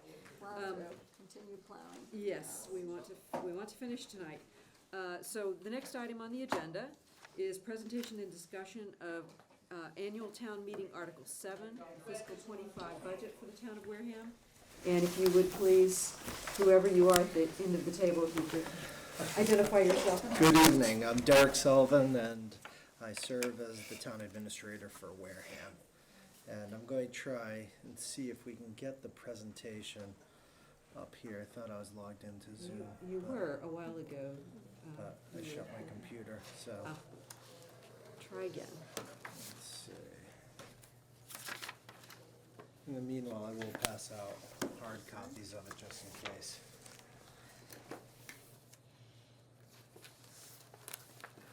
Thank you.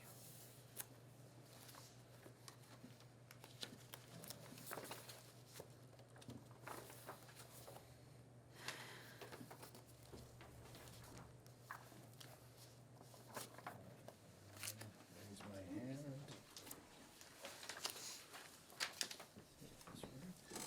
Hey, there I am. All right. Looks just like you.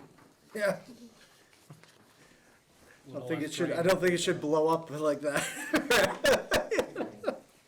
A little less That must be crazy. after town meeting. Yeah. Smile.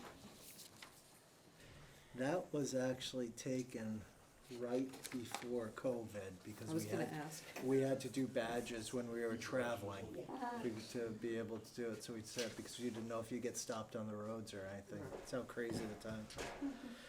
All right, thanks, Tom.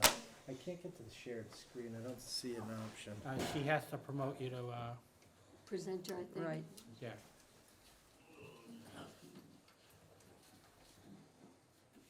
Promote the panelists? There you go. Join as panelists. There I am. I might kick you out and then. Yeah. There we are. All right. Sometimes Let's does. see if I can.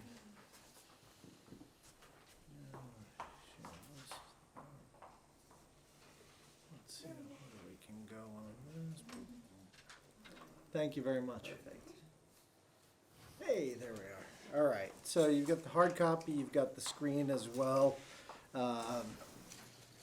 This is, we've gone over this a little bit before. You've had the all-day budget session before with the individual department heads. So I'm just gonna go through basically as you've seen it before. And, you know, if there's any questions or anything, just feel free to ask. So when coming up with the fiscal 2025 year revenues, what you do is you take the prior year, so our current year's levy limit, and then you increase that by 2.5%. When you hear Proposition 2.5, that's the 2.5% they're talking about. So our new money for this year's budget from the taxes start off at the $1,223,169. Then you take the estimated new growth.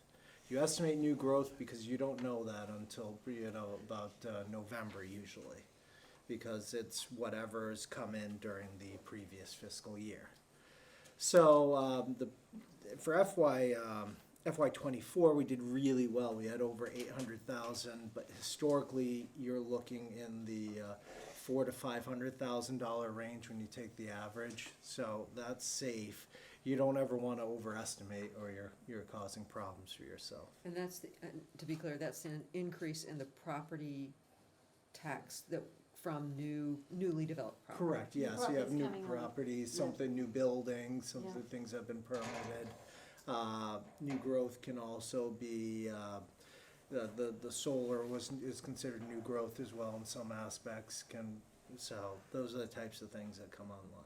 Do you see the sewer moratorium hurting? Yeah, yes and no. There's some places that they'll do, they're just doing septics. I get really frustrated if there's a building, if there's a home being built here and there's a sewer line over there that they're not connecting to. One, the sewer department does a better job of removing nitrogen than the septic system. Two, those revenues then help offset costs for the other sewer users. And three, I feel really badly for that homeowner because when the total maximum daily load TMDLs come down, they most likely are going to be required to tie into the system after this. So, So they go do septic and they don't have to put the nitrogen reducers in? depending on how Yeah. close, yeah, 500 feet or not. right. That we know that those rules are gonna be more draconian. And frankly, the nitrogen reducing systems, especially if it's a seasonal home, do not work. Because people will shut it down, and you will also, because of the electricity being burnt by it with the blowers. And then also, you need to utilize it to make it fully functional. So, but there's a lot of the seasonal areas that we're, some that we're not in, but Swifts is Seward, Onset Seward, Shangri-La, White Island, Shore is not Seward, those areas. You've got some out in West Wareham, but not that much, and so I think almost half the town's been Seward. The debt exclusion, so that's an in and an out, right? Whatever the costs of the debt exclusion are, and that's for the new elementary school. That gets, that cost comes in, and that's what that debt exclusion number is. We still have a ban out there, which is a temporary bond. And that ban, until we get the full, through the MSBA, they're still going through the final reconciliation of everything. So they do a holdback, so you temporarily borrow. And you'll see that's debt exclusion slightly larger than the last time you saw it, because the bans came in, and with the interest rate versus last year where it was a higher cost. So we really want to get that taken care of, and hopefully the MSBA can close that out sooner rather than later, so we can get our final reimbursements. Chapter 78, you've heard about that tonight, and you also see the charter school reimbursement. General government aid, they're bringing that in, they believe at 3%, which is, it's actually higher than the consensus. The Baker administration did consensus revenue vote is how you would base your unrestricted general government aid, and I think it's at 2.1%, so they've gone slightly higher on 3%, but 0.9% of $3 million isn't, it's not going to buy you someone new, if you will. And then you've got estimated local receipts. That you'll see when we go through, that's been higher this year. That's probably been our biggest increase. One of it's been the revenue from our investment income due to the interest rates. So it's been substantial. My concern is obviously at some point that trend's going to go backwards, but we've got sound balances. Available funds that's some of the things you're taking out for CPC articles. We're doing the borrowing, something from wetlands protection to help pay for the conservation agent, and some for the natural resources department from their receipts reserve for appropriation account. The enterprise fund that's really direct, indirect, $850,000. I have a breakdown for you later on that showing what we do charge, later, probably another time, and what also is charged, what we don't charge. Right now, if I bring it all together, we're closer to $917,000.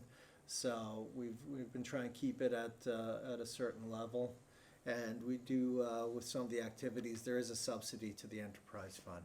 The enterprise fund is the water pollution control facility, and as such, it technically has to pay for all its own resources.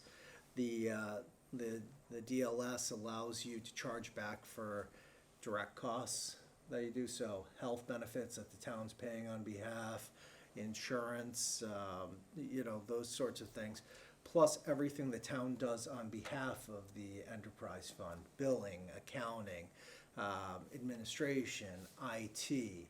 So when that all groups together, we used to charge, right now we're not charging for municipal maintenance, even though they do work on their stuff. We're not charging for the select board's office, even though they set up the warrants and do those things. The town clerks, even though elections are done, they're an elected body as well.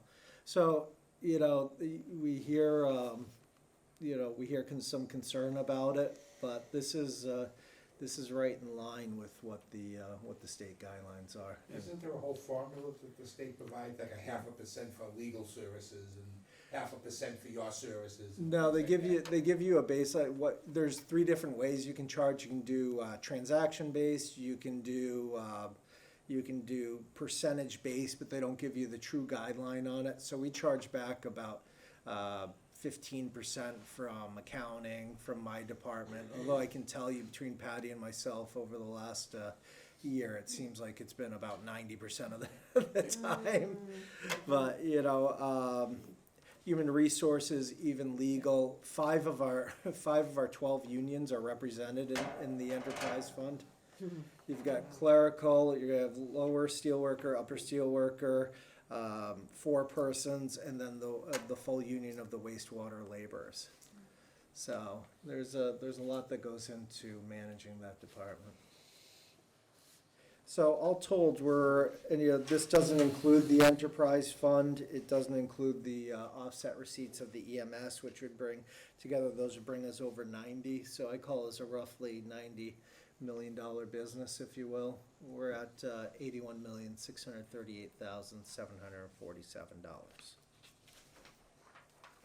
This is just breaking down again what between the levy limit between 24, 25, what you see for the increase.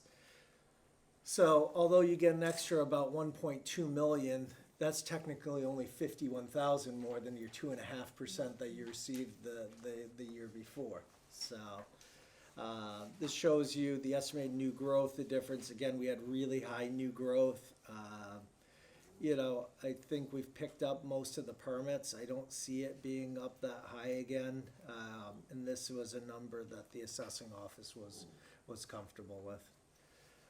Debt exclusion of the school, that's the difference, the 37,000 with that ban of the interest change. You see the miserly, Chapter 70 and charter school increase, state aid and Almost 0.5%. yeah. State aid, the estimated local receipts, again, that's where we've made up a lot of the difference in what you would see for, we're always conservative on those, and that's served you well. That's how you develop free cash. It's how, if you have a mid-year 9C cut, we actually had 9C cuts this year from the governor, which is when the governor can just basically delete aid and other things. We had one this December, but it was for earmarks, not for aid.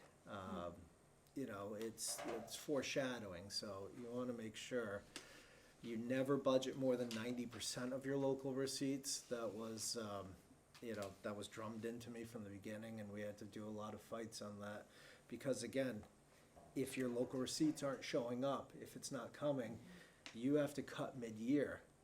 Well, if you have to cut $100,000, you're coming in short. You actually technically have to cut $200,000 to make up that difference when it comes down to it. So available funds, slight little change on that, and the enterprise fund, direct, indirect, slight decrease on that as well. So overall increase about 3.4%. This is pie charts. Everybody loves pie charts, and it shows you where we're getting our income from. State aid, when you go with when you get the state aid, general government, and the state aid school, about 25% of our revenue comes in the form of state aid. Levy limits, about 62%, and really 64% when you bring the debt exclusion into it.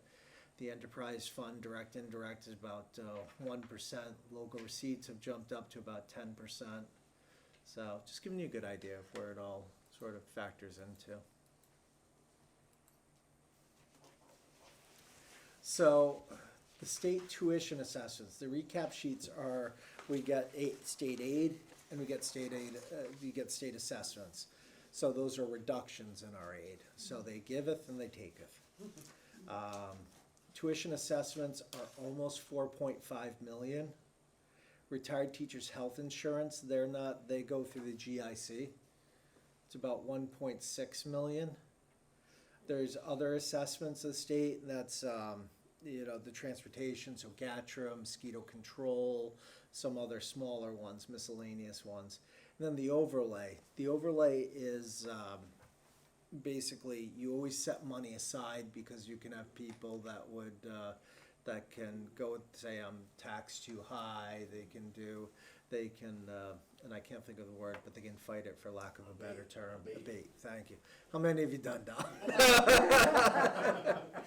Abatement forms, and there's also different things. Sometimes there's something that comes down from the Commonwealth, like a ruling, value of the wires on your poles, things such as that.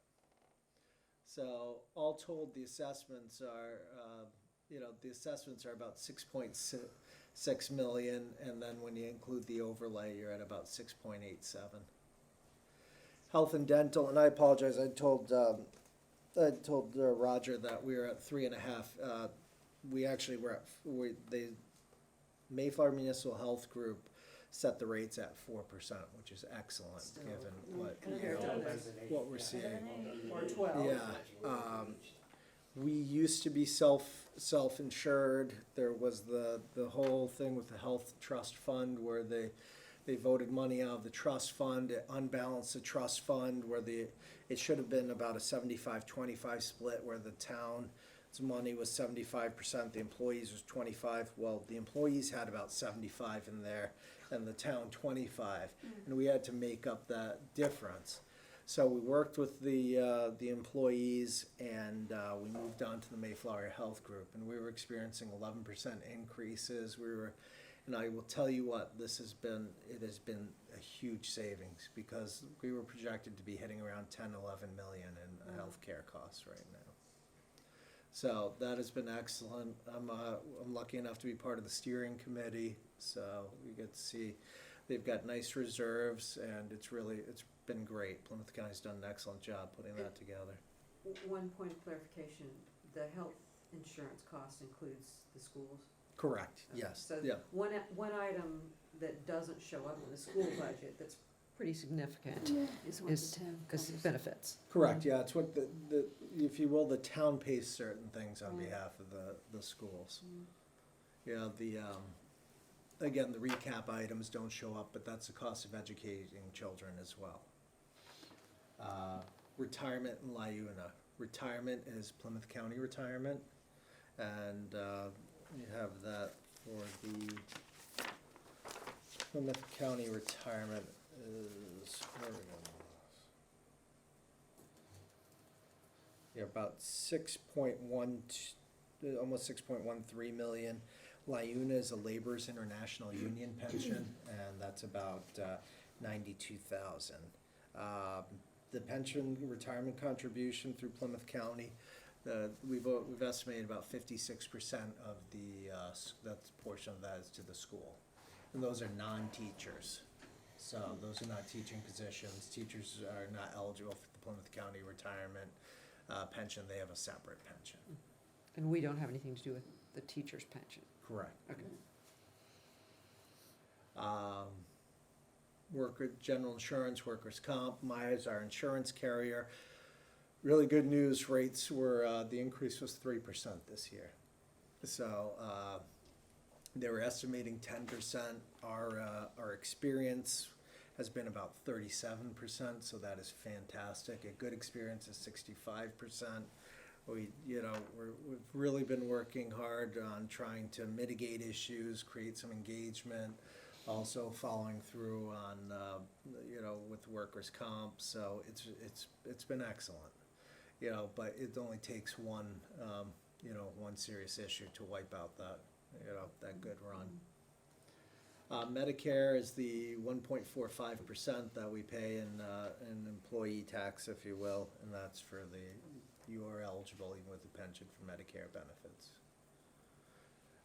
Life insurance, just small life insurance policies that you provide for the employees, 15,000 or so, and then it goes down when they're retired. Veterans benefits, we pay two things. We're in a group with the Cape Veterans Association. That's how we get the veterans agent in town. They're dedicated 2 weeks over at the multi-service center, 2 days a week over at the multi-service center, and we also pay benefits directly to veterans, and that averages a little over $300,000 a year. And so Isn't some of that reimbursed? You're correct. You get that 75% reimbursed in the next year through Benefits state line. aid. Correct, yeah. What is the basis on which we pay the veteran benefits? It's those that are eligible for whether it's, issues related to their service and such. So the communities can opt in to pay for that, and Wareham's one of them. Wareham's had a long history of service. And, it's good to see they take care of their, There's actually Is two, it based on income or just Disability, level yeah. of service? I would be giving you the wrong information if I told you it. I'd love to just, So, and I think there's a couple of programs that the veterans can apply for. yeah, Correct. I think there's two, actually. They help a Basically a lot. state one and a federal one. Unfortunately, the nearest really big, there's down in Hyannis, there's a veterans center, but really the big veterans hospital for our area is you go out to Providence. Right. So, that's, Aren't they behind on reimbursement? I don't know, that's Oh, for so I thought I had reimbursement. heard like the reimbursement's like a couple years behind. Am I No. wrong? No, they usually, what they do is they estimate from what you paid the previous year, and there's, so you're supposed to get 75% of that in your next, in the state aid. Okay. So, you go through and it's usually right around there, but, I'm sure their auditor knocked something out, or, you weren't supposed to pay something, or,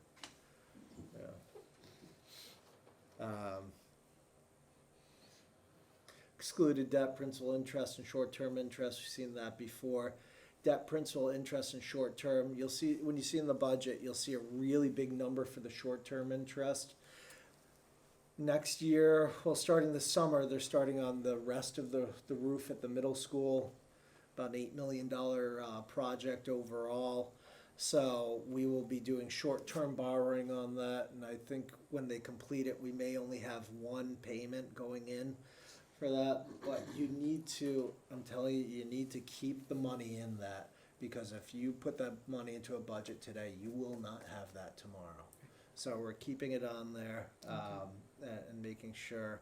You'll also see the first phase of the roof, they'd estimated 1.5 million, and it came in just under 1 million total, which is, and rather than borrowing, we're going to pay that first phase off from free cash if the voters allow it. That saves us money in next year's budget for the borrowing costs, which, saved us about $100,000+. Even though these are school projects, the money basically comes out of the general fund. Correct, yes, I knew the answer to that. Yeah. Town buildings. yeah, Yeah. and there Anybody was, might be watching. well, and due to the age of the roof on that section was ineligible for MSBA reimbursement. Even though it was leaking like a sieve. Right, so. Just short, yeah. So, I don't think we're gonna wait a few more years to Not That- fair to that- the kids. Community preservation, principal and interest, that's debt harbor service. That's what we showed you before in the available funds, pulling the money out. It's an in and out. And then SERPED, that's our regional planning agency that we're part of. And you get a lot of benefit out of it, much more than 5,000, I'll tell you. The school, we have their operating budget. We know that number is going to be, the 34 million is going to stay the same, but their budget, transportation budget, they're going to vote that slightly different once they've done their final changes. So the bottom line will not change, but how they're separating the money will. And interestingly enough, school transportation is, in a weird way, it's considered a town cost, not a school cost, when you do the net school spending. So, with the mechanics, a few years ago, the school had some mechanics, the town had some mechanics. We migrated the school mechanics into the town municipal maintenance department. It did not save money, but it became more efficient. So during snow and ice, we now have 4 mechanics working on the fleet. When it's time for the inspections for the buses or things going on, you have 4 people that can work on those. So it's actually worked out pretty well. But sometimes I think, it's almost, I feel like I almost artificially inflated the municipal maintenance budget with some of the, but, it is, at the end of the day, the school is a town department, so. Upper Cape Cod Tech, you've seen the presentation, and then the general government budget, that's, and you've seen the breakdown of that, sort of before. This is another way to show where does the money go, proportionally, the school and town benefits. And when you look at it, the actual, it always strikes me as funny, because I don't think about it too often, but the actual operating of the town, so from town meetings, I still have on the budget, selectmen, it should be select board, I can get That's through right, it you need to for fix that. Town meeting, select board, town administrator, finance committee expenses, the reserve fund, town accountant, audit, assessors, treasurer collector, general services, legal services, personnel services, information management technology, communications, town clerk, elections registrations, planning, community development, and sick bonus are all within that section. Roughly 5% of the budget. So. If the school's over, you had benefits on the school budget and the school repairs, it's well over half of our income. It's gotta I be heard the 50 number to- was like 50 to 60%. 69 point something percent, basically Yeah, going towards the school, is that I'll get close? something a little later that we'll take a look at to show you kind of a breakdown. And what happens is not all of that gets recognized as the Commonwealth, they consider some of it a Yep. town expense. Yep. But it can give you an idea, and it's been something that I've been, sort of toying with, if you will. So this is another of the pie charts, just sort of showing you the breakdown. Public safety is, that's the, police, also inspectional services goes under public safety, believe it or not. So, public works, that's our municipal maintenance department, snow and ice budget, and street lights, so it's only 4% of the town budget, so. But right there, education, you're only showing 47%. Yeah, It's a so, lot higher than that, basically. Not counting the Yeah. benefits, right? so I've got something to, maybe we'll bring it home for you, a little. Or maybe not, but. We'll try. There we go. So educational costs, I went from FY 24 to FY 25. The first line is the net school spending, so that's what they've received for their increase. The debt exclusion increase, the non-excluded debt, just so everybody knows, the debt that we have within our general operating budget, that's all school debt. There's nothing for the town in there. And I'm not just talking about the elementary school. There's one last payment for the old Deacon's roof, and then the middle school roof that is all of our debt that we're carrying through the town budget. We have debt for the enterprise fund, that's paid through the enterprise fund budget. So then you go through Plymouth County Retirement, the proportionate, increase for them. Again, they're about 56%, so with that increase, it's $284,000. Workers' comp insurance, a little bit, general liability insurance, same thing, but you go through the FICA. I didn't adjust health insurance, the reason being, was speaking with the superintendent, I'm trying to factor in with the potential positions going away, what the savings are. You get a question too about unemployment. We don't fund unemployment through the budget. We've got a separate sort of reserve that we have. And you'll see we're going to fund that with about $400,000 from free cash this year as a just in case. But when you come down, health insurance, so that's why I held them sort of harmless. Retired teachers' health, there's the increased special ed assessment. It's just a real small one, that's all the time. So, school choice sending tuition, charter school sending tuition, and then Upper Cape Cod Tech. So the total increase is about 2.536 million which is roughly about almost 80% of our new revenue. So when you're seeing, folks will say, the school's only getting 1.1 million, there's more that's going into the education. Just like there's, some of these are on the town side as well, for the general government as well. But I think that you try and factor in where we stand. And when I did it last time, there was been a slight increase of the school's percentage, or I should say, it's educational cost really, when it comes down to it, educational cost in the operating budget.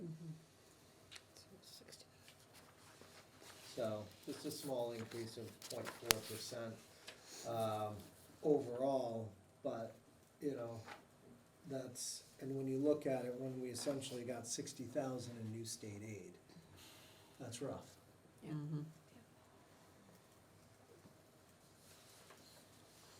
So again, net state aid, you know, 2015, we then declined and we're going, that means that although the state aid was increasing, our assessments were growing, and you probably stayed pretty stagnant. 2024 is a great year for it.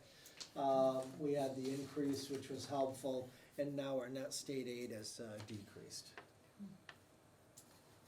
So, and hopefully that's not the trend going forward.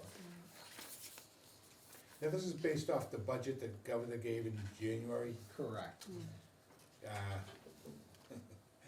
So that's really a questionable number.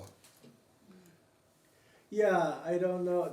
This is, so it's really difficult to set your budget when 25% of your revenues come from the Commonwealth, and they may not set theirs until July if you're lucky. Last year was September. Right. So you really try your best. So you try to be conservative as well. One time in the past, I can remember the school state aid increased overall when the final budget was set, and we came back for the October town meeting. I don't like doing that because it's, you know, to use an antiquated term, it's fraught with peril. So this gives you an idea of the school assessments. Back in 2015, you're paying about 1.26 million. Now you're paying almost 4.5 million. And that's for, That's for a charter school and school choice. and that includes virtual school? You know, You know, I don't know. I think So, it does. Yeah, Yeah, so it does, yeah. I would love to say yes.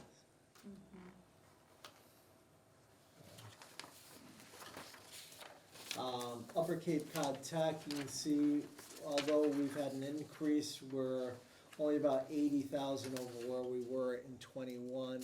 And while they obviously have some increases, most of it's enrollment-based increases. 25 kids. Yeah.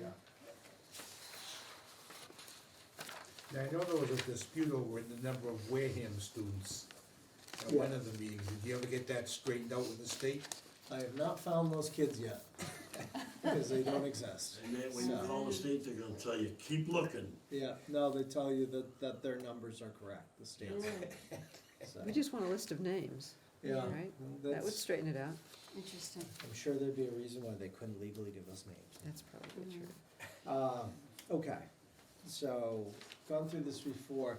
This is some of the surrounding area, our average single-family tax bill. So the first one is Wareham by itself. And then what you're told is, hey, you gotta factor in the districts, et cetera. So the second one is the average single-family tax bill with the Wareham Fire District assessment included. And then the third one, is with Wareham, with onset fire with the Wareham tax bill. So, you go through that. And why do you take the average single-family tax bill? That is actually that is the metric which the state says to compare to communities on that. So for example, tax rate is, without being glib, is meaningless. Tax rate is an output. You have your levy base, you've got the evaluations, and after those are done, and you take them together, divide them, your tax rate is what comes out. So, for example, I think that mentioned on Bourne's average single-family home, and I'll bring it up, is assessed at over $700,000. Ours is $400,000. You know, Bourne has done several overrides, Wareham is not.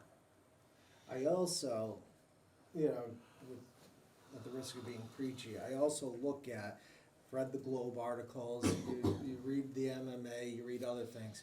It's a lot of wealthy communities, a lot of communities that have done multiple overrides that are now in today saying they're going to be laying off from the schools, they don't have enough money.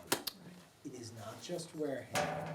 And, you know, after 2014, when the last override failed, you try and switch your mindset on it.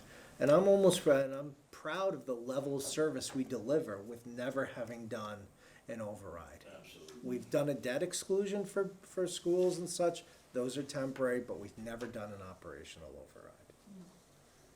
So, but this gives you an idea of where we are with surrounding communities. And then, you know, so that's just sort of anecdotal. What does it mean? So for us, I've always taken a look at it and said what I've done is I've taken the average single-family tax bill from these communities. Then I've taken our average single-family tax bill with the onset fire, that's our highest. There's your difference. And then the number of single-family parcels. And when you multiply the difference in there, because you'd say, oh, it's only $700, you know, $761. You multiply that by the number of parcels, that gives you the revenue difference you'd see in the town of Wareham. So 7.2 million versus Bourne. And I'll tell you, beforehand, we used to have seniors going to the Bourne COA. I'll tell you, our COA director is fantastic, and we're supporting. We now have Bourne seniors coming here and telling us the services we're delivering is excellent, and is more what they're getting at their center. So, you know, I think sometimes you bring somebody on board with the energy, although I'm telling her to stop. She's going, I can't have her burn herself out. She's too good. But, you know, that's something, and that's why we've added for our budget 1.5 positions. There's one full position for the COA because they need it to manage their operations. And we've moved the part-time floater, clerical floater, to full-time. And that's desperately needed. I have people that are out on injuries. Instead of shutting down departments, you're keeping it open. And that's another person. If I could clone her, I would. Life would be easier. But I mean, I think these numbers speak for themselves. And then, you know, I don't want you to think that this is, let's see if this will catch up. No, I don't want to give you feedback. Oh, is it, I brought it to a website, so I'm going to stop the share on the PowerPoint and see if I can get it to that.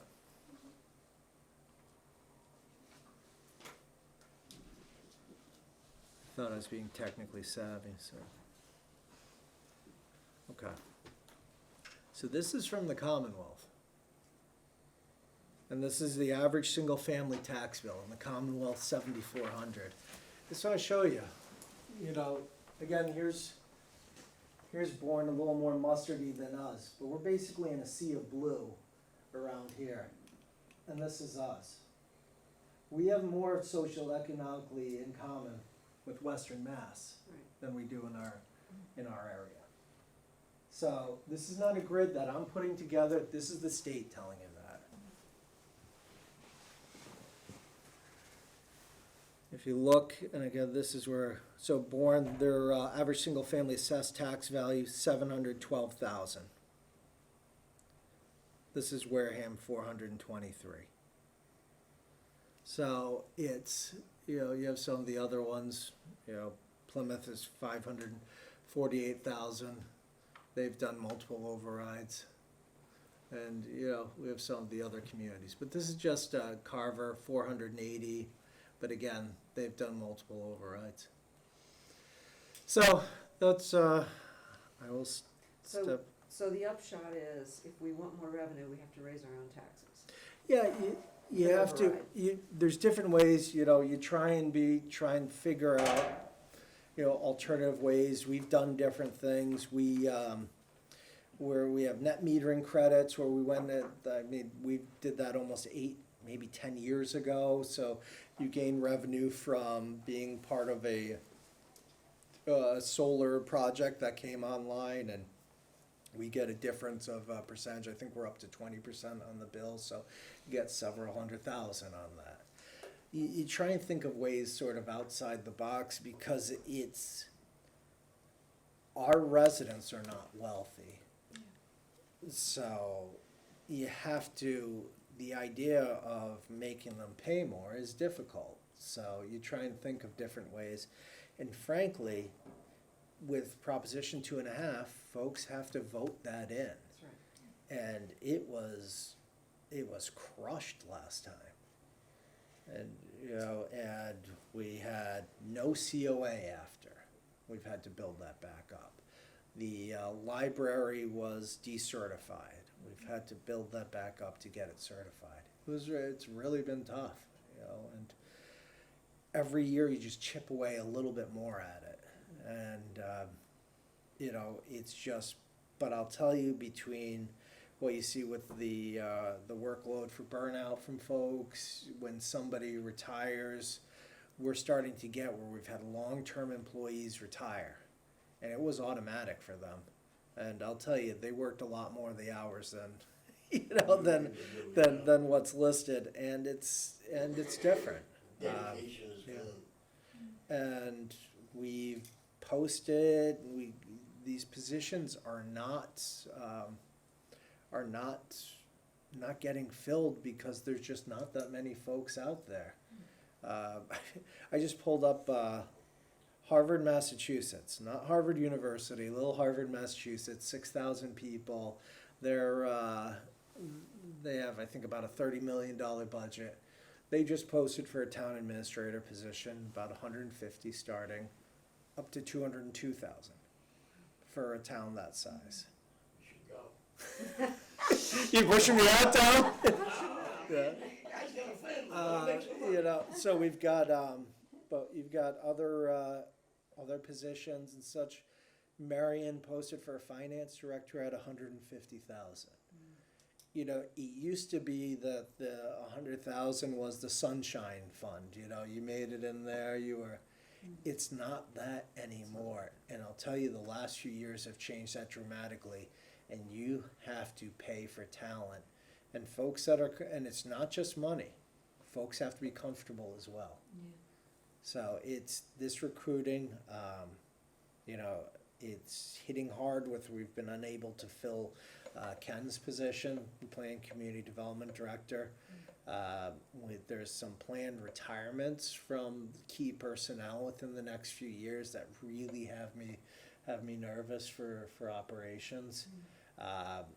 We've never been staffed where you can actually train up. It's usually you have several levels to be able to do it. So, we're trying to change some of that. Within the budget, I have, some departments with not adding positions, but changing within them. And, we have to pivot a little bit to the way the sort of new world is right now. It used to be, when I came on, you'd get about 34 applications for a laborer's position, and the person you offered it to would be in tears. They were so grateful they could take care of their family. Now the people tell you they're coming in the morning. They don't show up in the afternoon for the meeting. So it's that's what has me nervous. Not anymore. No. Well, when you look, it's a family of 3 is eligible at 118,000 for services. They're considered low to moderate income.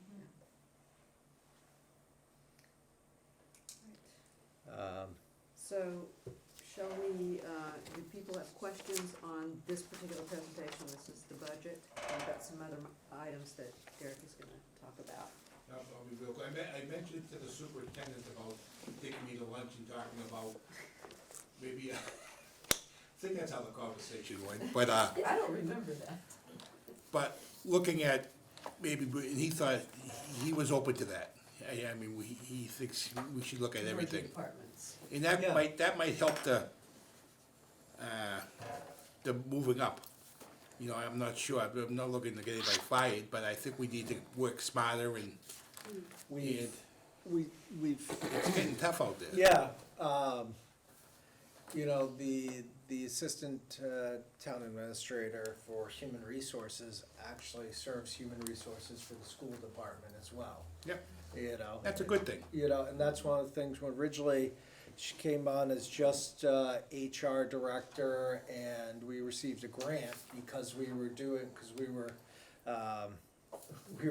regionalizing it. Believe it or not, the Commonwealth considers the town working with the school in the same town as regionalization of services. You know, so I was able to get a $70,000 grant for that year, and that's how we got it implemented. And it's worked out well. Yeah. I just thought with the whole budget process going on now, and anything we did now is Yeah. not gonna help this year. You know, but I think down the road, we need to, Yeah.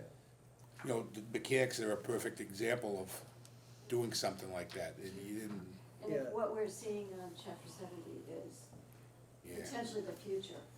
And just, talking about sped costs and mental health guidance, it's just, none of that is going to go down.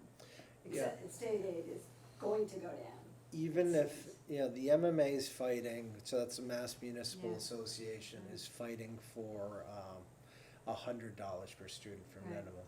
But if you look at that $70 extra on 2,000 kids, it's not that much. It's not gonna- 140 grand. It's not gonna fix the problems. Right, Yeah. so Right. it would be helpful, never turn it away, obviously. Right.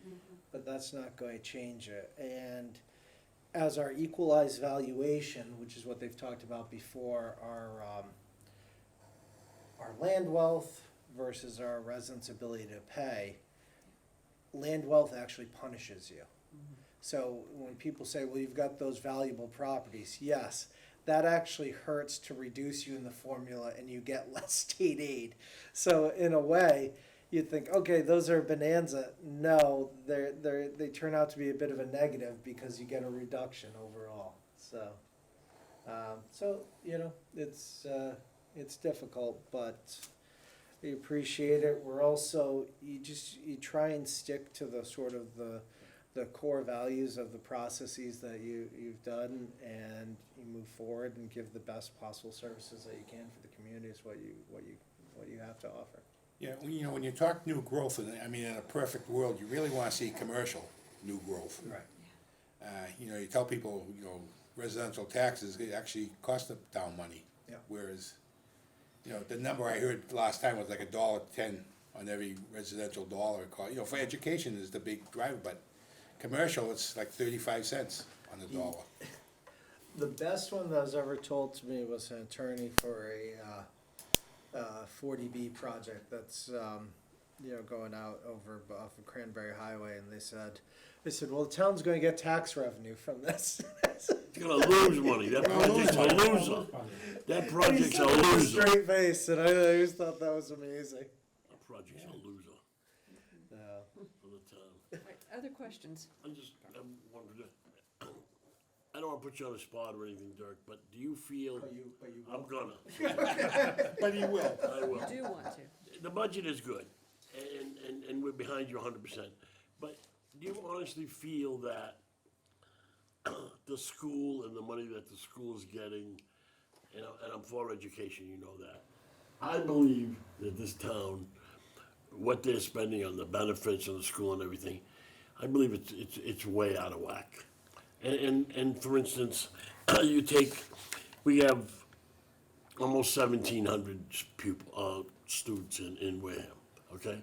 So if 265 of them are going to upper tech, okay, so there's 5 times as many students going into Wareham School. Now you do the math, I don't wanna do it for everyone here to do it, but the budget's like 10 times more than theirs, not more than 5. So if you have 5 times as many students going here to Wareham, that are going to upper tech. Look at the budget difference and the cost. And I wanna throw out a little counter to that. Go ahead. And that is that you're talking about two different populations. You're talking about a high school that gets to handpick its students. They don't, okay. You also They don't talk- handpick it. They don't handpick them. Well, They take it's a 89% of the kids who apply. got it, but they don't have to take everyone. And Wareham schools take everyone. They have to educate everyone. And And the I costs agree. associated with that Okay, so- are significant. The amount of You students, think it's that much more though? I think it is, yeah. the amount of Not even students with, close, not even close. learning disabilities Yeah, in special a needs. public school versus a vocational school is There's, huge. there's special They ed. do. There do. is, but it's a small portion of their It's school. like 20%. And I think the really, especially the very high need, the students that have to go out to And it's- special tuition paid schools. Out-of-district placements. That is a big, Those it's a numbers really don't big fit. cost. And it's one school, I just voiced my And it's opinion. Yeah, and it's one school. and I just think, And Dom, I'm gonna skirt your question. So noted. So noted. We're happy to take the question. dollar, I shall not answer. Shall we proceed? I don't think you wanted an answer. Yes, no, he just wanted to. Necessarily. That's okay. So I didn't throw you under the bus, okay? So, the next item we have on the agenda is the revolving funds, and I think there's a change in that. Do you have it for the, is that So that's so we have it on the annual, Yeah, annual's perfect. okay. The annual's just a pro forma, you now only, you don't have to, since they're part of the bylaws, you only have to set the annual spending limits, and there's no difference for that we've done from one year to the next. You know, that's probably something you'd request to put into the consent agenda. It's a because- housekeeping matter. Right, yeah. Okay. Just something that we have to do, but there's not really any significant impact, okay? Then Article 6, Annual Town Meeting, Article 6, the capital plan. We don't have any items in the annual budget for capital. When you see capital in the school line, that's something that's already been approved, and that's not school, excuse me, the police line. The cruisers have already been approved, and I think next year will be the last year of that lease. So you'll start another 3-year lease, and we'll probably have to increase that from 150 to maybe 170, 175. And the wastewater vehicles are going on their budget. There are articles that they There are, have, and those okay. come out of theirs. So. All right, and so under the special town meeting articles, I just listed, I didn't assign numbers because those tend to change, and we're still Yeah. sort of finalizing the special town meeting warrant, but we need to discuss these, and it made sense to discuss them now. Well, we have Derek here anyway, and we don't have to bring him back. And I have some backup, which. Okay, great. So I'll just let you go through those as you see appropriate. So the articles, there's 2 separate transfers. One is essentially your year-end transfer. We're not seeing anything that's going to require year-end transfers now. And we also have the ability within the last couple of weeks of the fiscal year and into next year, if we really had some issue, we can, between the finance committee and the select board, do the year-end transfers. Now, your other one is transfer from available funds.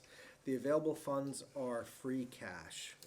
Free cash is not free. It's made up of, the prior year, what you had for your expenses, plus revenues, plus some turnbacks. So we had, I think it was the last year, the school was paying extra money for the employees that they had hired through the ESSER grants. And also, you had we had a couple of the roof projects that had come in really well under budget, so we turned over, I think, over $500,000 back on that, so.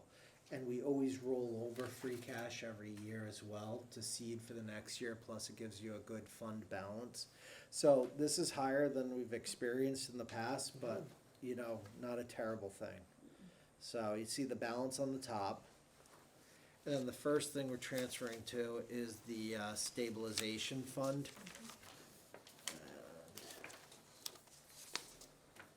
Stabilization fund is currently at $4,849,281. So we're getting over, a little bit over the 5%. It used to be you wanted 3 to 5. Now they're starting to say 10%, but I don't think we'll be hitting 10% anytime soon. So this should bring us right around 5 million. And what does the stabilization fund get used for?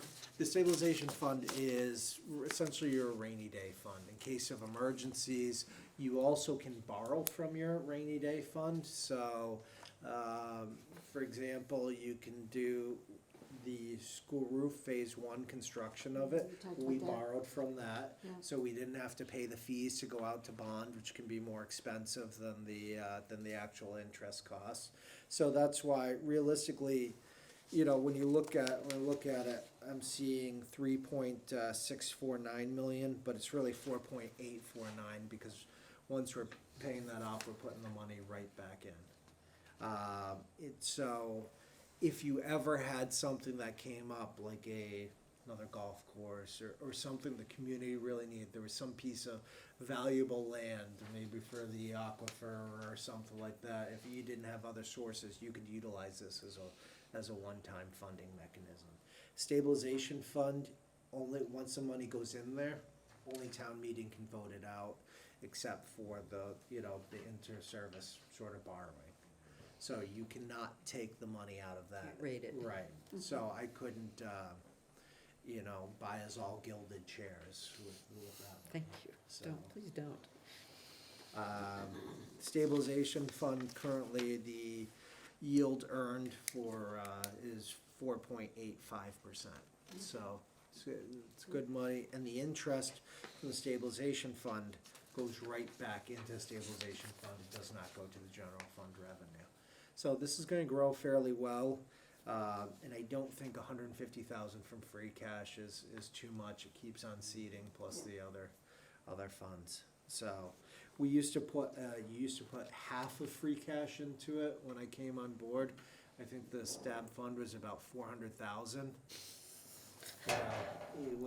He was really sorry, and what we had to do was be very fiscally prudent. Again, almost half of our free cash went into it right away. And so it's, this is one of the premier things that you can do to make sure that it's helped with our bond rating, with everything, so. OPEB trust fund. OPEB is other post-employment benefits, so basically retiree health care.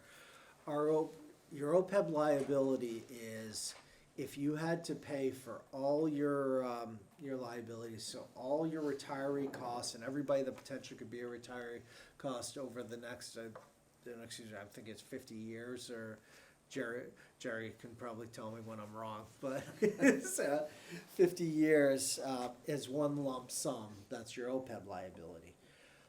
Our OPEB liability is $113 million. But, as part of sound, prudent practices, you start funding your OPEB liability. We are actually at 2.897 million. And when the Plymouth County OPEB Trust Fund formed, we were the first community to join it.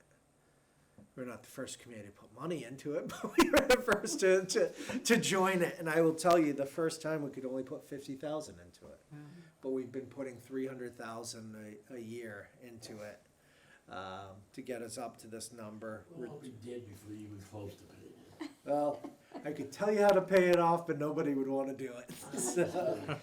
But isn't it, don't we have to pay a certain balance to keep our rating up?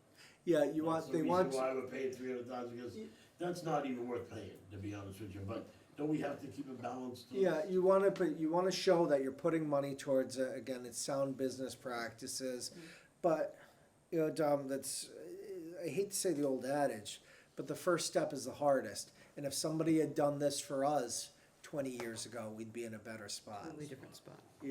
So our 5-year returns on this, because they can invest in equities and other such things, 8.41%. The last year has been 16.65, so it's been a good year, but that's not the normal. But a 5-year return average of 8.41 is excellent. I'm sure the bond rating agencies look at that and see that we're That's making what an I mean, effort yeah. to. Yeah, And that's a They- Double A positive. It's a plus. positive. They asked that we show them our policies, there's one of them, yeah, and we now have the highest bond rating that we've ever had in the town. We asked what can we do to get to AAA, and honestly, they said the biggest thing holding back is residents' ability to pay. So they take the socioeconomic in there, and, you know, it was kind of deflating, cause they said, you're not gonna get there. So, you know, but that's good, we're at AA plus, and sometimes you wanna know what, the difference between that and AAA, not that much Not into that when much the bonds, when they go out for bids, so we're, Certainly helps your interest rate, your cost of borrowing, Yeah. that, being at that level. so Yeah. it's been good, and it's, and again, some of these are things we've been working on for over a decade. Right. You know, so it's, some people say, oh, that's, you know, that's too much, or you're not, what are you doing? But it's like, we just got here, folks, you know? Benefits reserve, that's part of our hiring, thought process, the 100,000 for the benefits reserve. When people are retiring, oftentimes they have vacation or sick time. It used to be they'd disappear for 3 months to potentially burn it, or they would retire and you have to pay it out, and you didn't have money in the budget to fill their position. Well, I would much rather hire ahead of time, have some crossover, and we set this up as a reserve. The reason I don't put it in the budget is, you put it in the budget, what am I cutting for to put that 100,000 in there? So it makes more sense to put a reserve that you can, you know, you can hit when necessary, rather than have something in there that's artificially cutting a position. Plus you've put a cap on how much time they can accumulate. We've started putting Last them year? on there, yeah. When was it, last year, So, year before? we've Yeah. got different ones they've been setting up. There's Right. still one group that's got a really good one, but most of them are 50% buyback, and then as contracts, you start sort of whittling away on some of these. Yeah, and it's, you know, honestly, I'd rather give the employees money on their base. That's money that they earn for their, towards retirement, that's money that they earn if they're OT eligible, and to kind of tell them that the source of the gimmicks are nice, and it's nice to get an extra check and things, but the, financially, it's your base all the time. And then next time negotiating, they'll bring this clip up and show it to me. I know when I retired, they asked if I would stay till July 1st so they could get some money in the budget to pay me off. I said no. Yeah, we've had So a that few, could be a budget buster. yep, It could be, we've had a few, put into contracts that they have to give you 6 months' notice and stuff. And it's not to stop them, it's because you have to financially plan for it. Right. So, the unemployment reserve, $300,000. Let me see, I've got the, we currently have 285,000 in there. This fiscal year, we've expended just under 100,000. The reason why I'm putting so much more in is just based on conversations with the school department.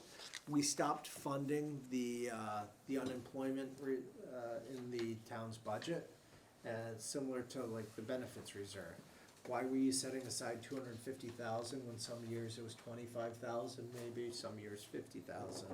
You can put this money aside and just use it as it goes on. We're essentially self-insured, but we also use, through Meyer Insurance Agency, a unemployment service. So that's why too, a lot of times people say, well, if you lay somebody off, yes, you're saving on the benefits, but you know, the unemployment costs are there, and that's what you don't have in the budget, so it's dollars, it's not a budget buster. I have a question. When it comes to the contracts for the teachers, superintendent, those contract positions, who usually comes up with the contracts? So the superintendent is through the school committee and the superintendent. The teachers are through it would be really the school committee, and the superintendent's negotiating with them, but it's agreement between the school committee and the unions. Town, town unions go to town meeting for approval or funding, schools do not. So, and that's just sort of why the Commonwealth set it up through 150E.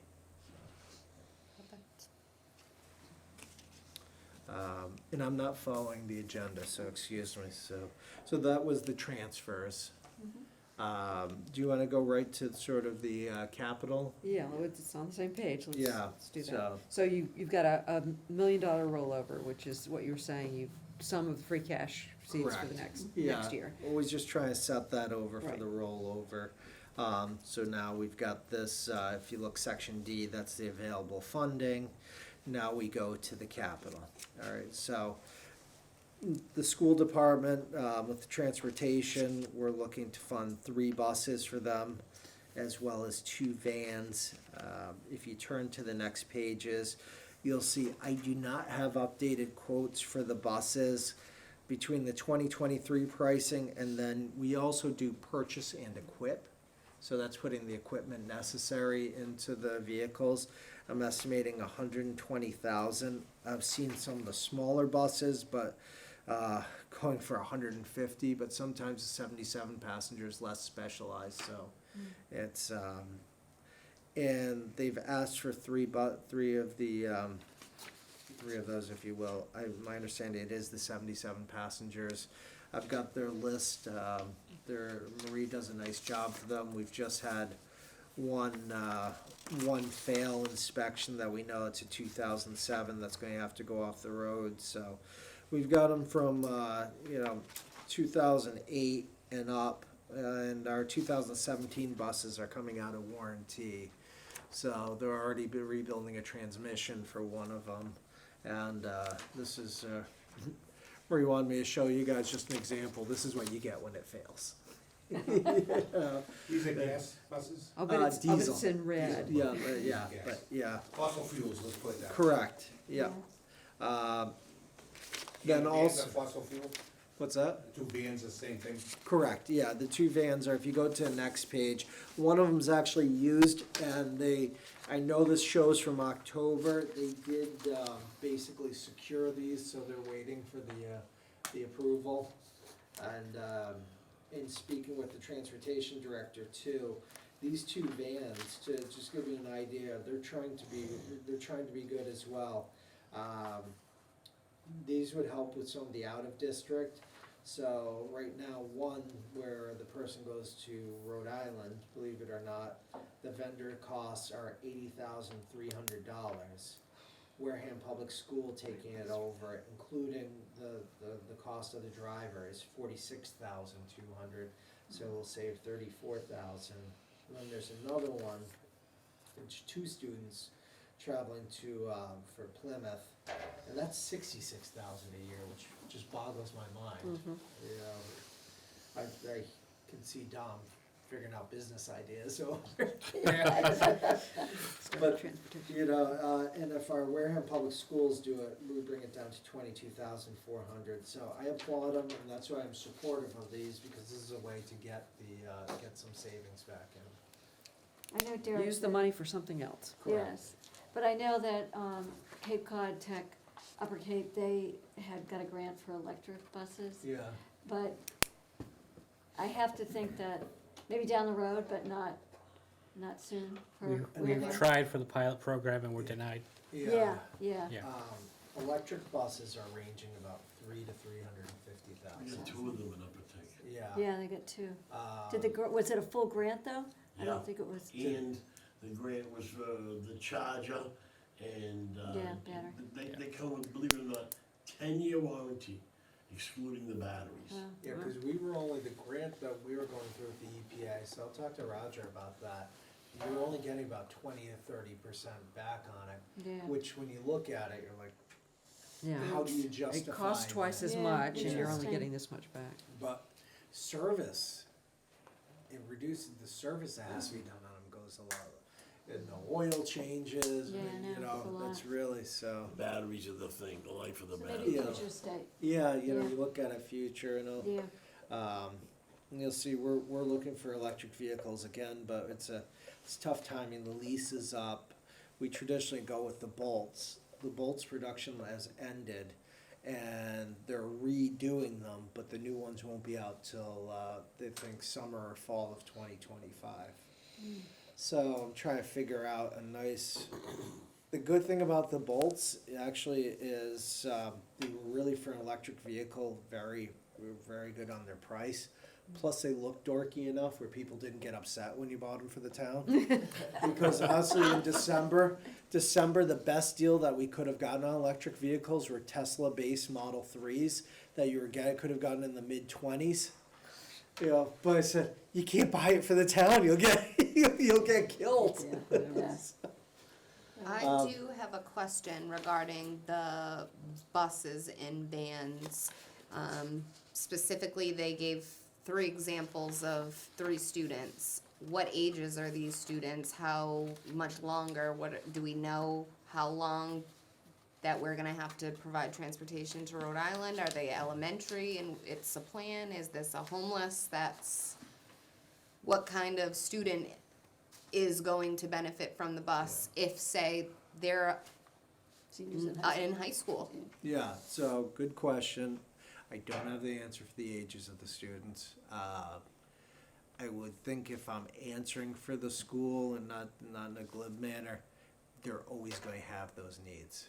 Okay. So It's a it's, floating number. yeah, it's, you know, so I don't think, I agree, if it were a senior year, okay, you save 40,000 this year and then it goes away, it doesn't make much sense, but They'll always have a need for them. Yeah, right, so. There will always be a need for them. but no, I have to ask better questions, you remind me of that, so thank you. Okay. Next item is police, and excuse sort of my scribbles on here, this is up to 2024, and although we've got some quotes on these, I did put it there, when you look, they're right about 60,000, I did increase it to 65,000 with a small buffer on there. And just so everybody understands, after you purchase this, the article stays out there, and the money, when it gets, you'd say, okay, we've done our project, there's 10,000 left over, you write to the accountant, and that 10,000 gets swept into the general fund, and then that helps create free cash in the next year. So you cannot, so if I say, yeah, 65,000, and they come in at 60, they can't use that 5,000 to buy munchkins or anything like that, you know? It can only be canceled out and go back to free cash. So 2 things here, our record management software is currently going the way of the dinosaur on there. They're not supported, and we need to start off with a new records management software. Dom, this is what you mentioned at the beforehand. You'll see the price of $44,739. If you go through this whole Central Square document with just way too much info, the actual cost after their discounts, etc., are $144,000. We've received a $100,000 grant for this. Great. So this is looking to pay the other portion of it, and it is needed for the department. Records management's one of the biggest things that they do. I think everybody forgets about that. Everything they do is records management when it comes down to it. So. I have one question. Will this software also handle the cloud for the cameras? I was just gonna ask that question. Yeah. Yeah, I was the just body thinking that. cams. Yeah, the body cams. You know, I was at a MMA conference last week, and it was all about the body cameras, and it was interesting. So one of the towns said there's in the cloud. They've really enjoyed it. Another town, I think it was Dennis, Mass, actually bought this server with terabyte upon terabyte, and they've only used after 4 or 5 years, I think they've used 2 or 3% of it, and they think that's the way they want to go. So you can go either way. Long story short, Dom, no. but there's the different options, and it almost just seems by, I'm just curious. yeah. It's one of the weird things about communities when we try to do a community comparison is no community is alike, even though, you know, even the way they set up Like their, people, everybody's different. yeah, even like how they set up their departments, everything like that, trying to figure out comps it's unbelievable sometimes, but. Yeah, you know, feed off of what Dominic said about the cameras, I know the last 2 years I got the same answer at the department head meetings, that we got a couple officers wearing them, Yeah. and But you own them too. we already Not for own them. everyone, yeah. So, I mean, if they have a couple officers wearing cameras, so that they gotta be storing that somewhere, Yeah. what's the holdup on the rest of the officers? Is this a negotiating Yeah, problem, or is it a? I wouldn't call it a negotiating problem. We've got it through, and the big thing that came out of the conference was to do pilot programs like what we're doing right now, essentially. Well, it's Because 2 it years could- into pilot though. Yeah, the pilot before was the chief had one. Now we've got the sergeants having them, you know, and I think the sergeants are going to be the force multiplier for it, because I honestly believe two things. You get a lot of complaints on the PD, and you know, we saw examples of it that are, you know, and a good portion are unfounded. You know, so one of them, it is a great way to prove, you know, what actually happened. And two, when you know you're on camera, and I mean our own employees and yourself, you tend to be on better behavior. Like, my dumb jokes are very limited since we are on camera, so, you know. Well, I think it's just a win-win for everybody. I mean, policing is changing all the time. I mean, that's rather obvious, and I just think Yeah. sooner than later, I mean, it protects the citizen and the police officer. And you wanna know what? There's a lot that goes with it. You have to review the tapes, there's public records. You realistically, at some point, almost have to create an additional staff member for it, or an administrative position. But it saves time too, because that complaint, a lot of times, rather than investigating, going through hours, taking everything, you can say, hey, here you go, Right. here it is. If you wish to pursue the complaint, no problem, we'll open up an IA, but here's a video, and the person says, geez, you know, maybe it wasn't. Because I'll tell you, I don't blame the person all the time making the complaint, because in that moment, it's scary. Being your heart races, you're pulled over, you're not used to that, and you may interpret things a little bit different because You you're in a believe what hyper you're state. saying. Right. You know, and nobody's disputing that, you know, but it might not be exactly, As it. I just think they just need to move. Yeah. I'd like to see it move a little faster, I should put it, you know, that's Yeah. all. This is a great discussion, but we still have a lot of ground to cover, so why don't we move along? They tell me to be quiet. No, I'm not telling, I would never tell you to be quiet, Judy. And then the second one is it's the radio and telephone recorder. 911's not gonna be recording our calls anymore, so we have to have that internally as well. So, I just, I love this next item. library It's about- HVAC repair and About time partial you- replacement. You have two documents here. I will not go through the whole way on each of them, but I wanted you to have sort of a background. We had a review of, the library's HVAC system. More the air conditioning portion is cooked. Yep. So to a combination of repair and replacement, you're looking at, and I'm sorry, it went so badly on there, about 1.8 million on there. So coming in just under 2 million. To fully replace, for the system they talked about, it's about 2.8 million.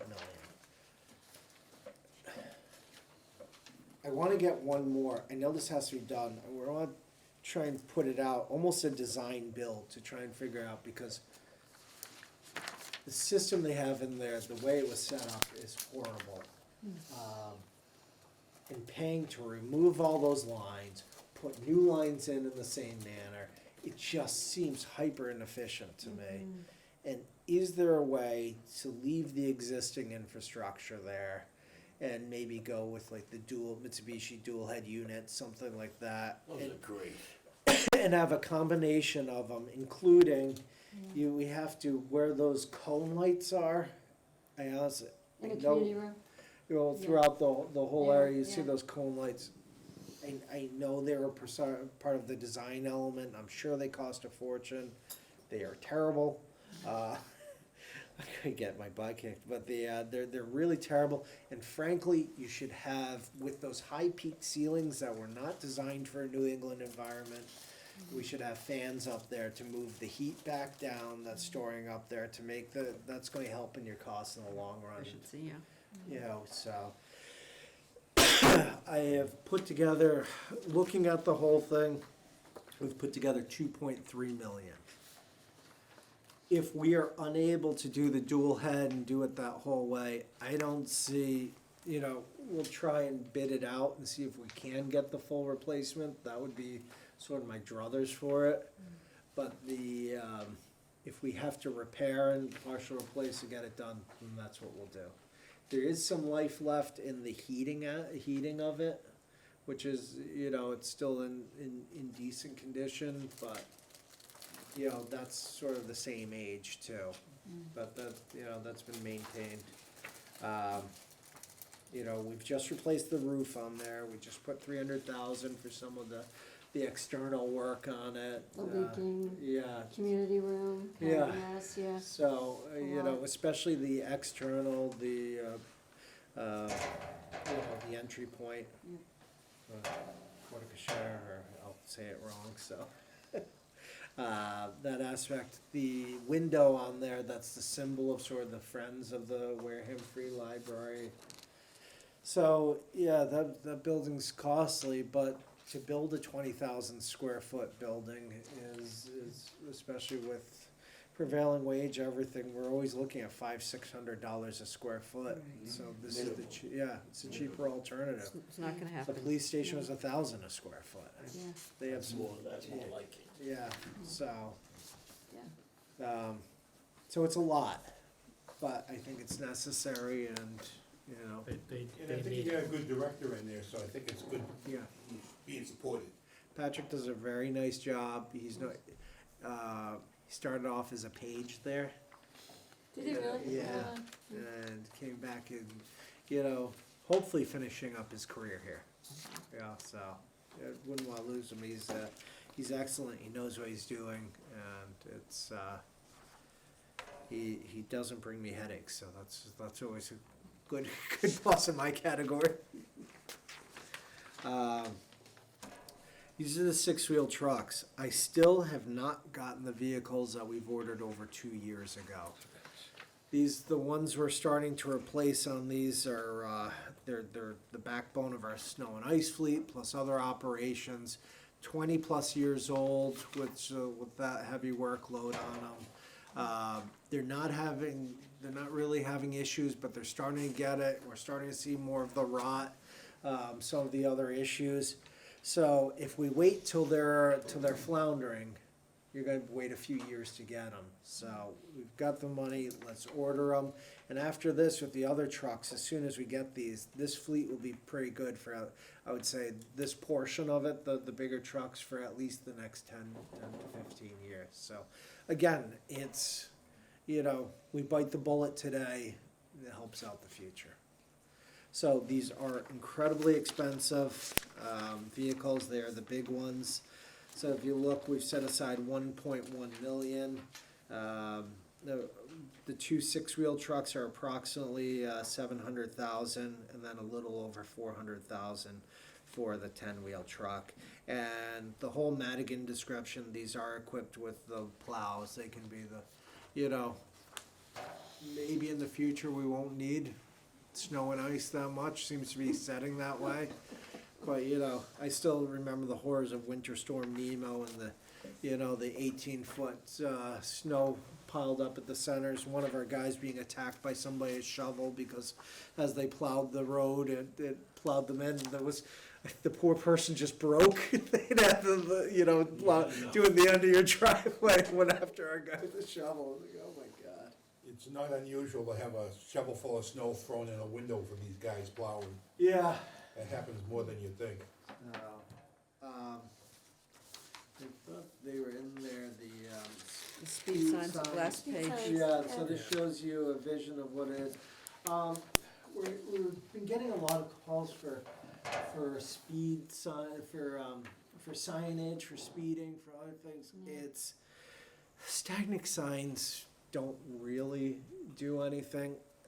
These, I mean, they've got studies that it reduces speeding by 27%, I don't know if I believe, but at least, I know sometimes I'll be driving along, and if that starts flashing at you, you will stop, because all of us, we're preoccupied, you're thinking of other things. So the ones that, you know, the folks that aren't speeding for the sake of speeding, it's going to help reduce it. There's some neighborhoods I've been asking for signage, and I think, you know, 25 of them as a program for 100,000. There will be costs for maintenance on these. There will be, you know, something will happen. They'll get hit by a car, or a tree will hit them. They're roughly $4,000 each, but Solar powered, it looks yeah, like? solar power, the Yeah. battery. So these are the ones when you're driving will give you the speedometer. You've probably seen them on Route 6. One on Route 6, kids, Yeah. we all, yeah. Yeah. You do slow down, it's just a normal reaction. Yeah, It's like seeing a cop car. You know, you see the car there, you slow down, for some reason Yeah. it's, Marion on 105, they usually have a cop that sits right after that one, and he'll grab you. good, yeah. Yeah. So, and there's some neighborhoods, so what I'll do is reach out, and some of them have sort of neighborhood associations, or reach out to the association and say, hey, we want to put, you know, 3 into your area, let's work, so, because I want to put it in front of somebody's house that wants it. I don't want to, you know, honestly, you put it up there and, you know, it's flashing on my window at night, I can't sleep. yeah, you know, so, I saw some down south that gives you a thumbs up, good job. what's the bad job? Yeah, so. Well, it's cost too much. The Yeah, same yeah. thing with speeding and, you know. There's smiley face ones and Oh, yeah. frowny Yeah, face, so It's too much, costs too much. yeah. So I went through, this is I went through Treetop Products that does a lot of municipal stuff. Got an estimate roughly for 25 of them for about 100,000. So. And is that something 25 is that like a minimum, or is that just kind of where we're at? I'm gonna be honest, I don't see it making much of a difference Yeah. depending on where you're putting them. And I don't think it's something that is a need, specifically in our town. We see it on Route 6, and I think it comes into, I even just looking at the police reports at the end of the year, the motor vehicle stoppage, the tickets, that we're a very small number coming from the police department for these things. Is this going to change really anything? And is there 25 spots to put these that we're not gonna get some type of pushback about? Yeah, it's a great question. I field the complaints about speeding throughout the community. We've been getting calls to the road commissioners, reduce our speed in this area from 30 to 20 mile an hour. Well, that doesn't do anything, does it? Yeah. You Are know, there like specific, so White Island Shores is one of them, some of them along that's where I Onset. live, and it's, Yeah. I know specifically that, Yeah. I think it might be Plymouth Ave maybe, is that specific hills, and I've known many accidents to happen on that, and you have to go very slow, but it's also, the hills are what, you could be going 20 and not know, and then all of a sudden, because the way the hills go, you start to accelerate, and it's not, You could I put don't all know. 25 on Glen Charlie Road if you want. Or Great yeah. Neck. Yvonne Yeah, Kinsman from the I mean, it- association likes to come, is very upset about the Minot speeding. Forest. Yeah. In all fairness, too, the police department is so short-staffed that we're not seeing Right. the numbers that we should be seeing from them. We're not They gonna get just- enforcement Tickets. because they have other things. Yeah, Yeah. they- have to they're, do. they're fielding calls in every other direction, they can't be speed trapping off as much as they should be. Yeah, they Or we'd want to used to see 'em. try and have a traffic division that was specifically for it, but, yeah, that's, you don't really have it. And I get it, I've been somewhat skeptical on them, you know, we try and look at the studies, try and justify it. I mean, I definitely don't think it'll hurt, Yeah. I just maybe start with a smaller number than 25. So, and it's, when I look at it, it's also, we're trying to be responsive to the community for what they're asking for, so, you know, and maybe it's 25, maybe you only put out 10 or 15, but you have the others in store. The good thing about these is once you put them up, they aren't necessarily affixed forever when it comes They get down to moved. it. Yeah, so you can move the pole, I mean, the pole's cemented in or something, but you can pull them off. Probably shouldn't tell people that, they'll be selling them, so. eBay. Yeah, so, but your points are, it's the same things I've struggled with on it, but it's, yeah, I've looked through it, brought it through capital planning, and, you know, this is sort of one of those hope things, you know. But again, I think you're right, being responsive to the community. I'm not sure there's another solution, again, we don't have officers that can sit and track speed, so So, it's a yeah, pilot program. yeah, in a weird way, it is a pilot program, Yeah. and see what can have for Yes. working with them.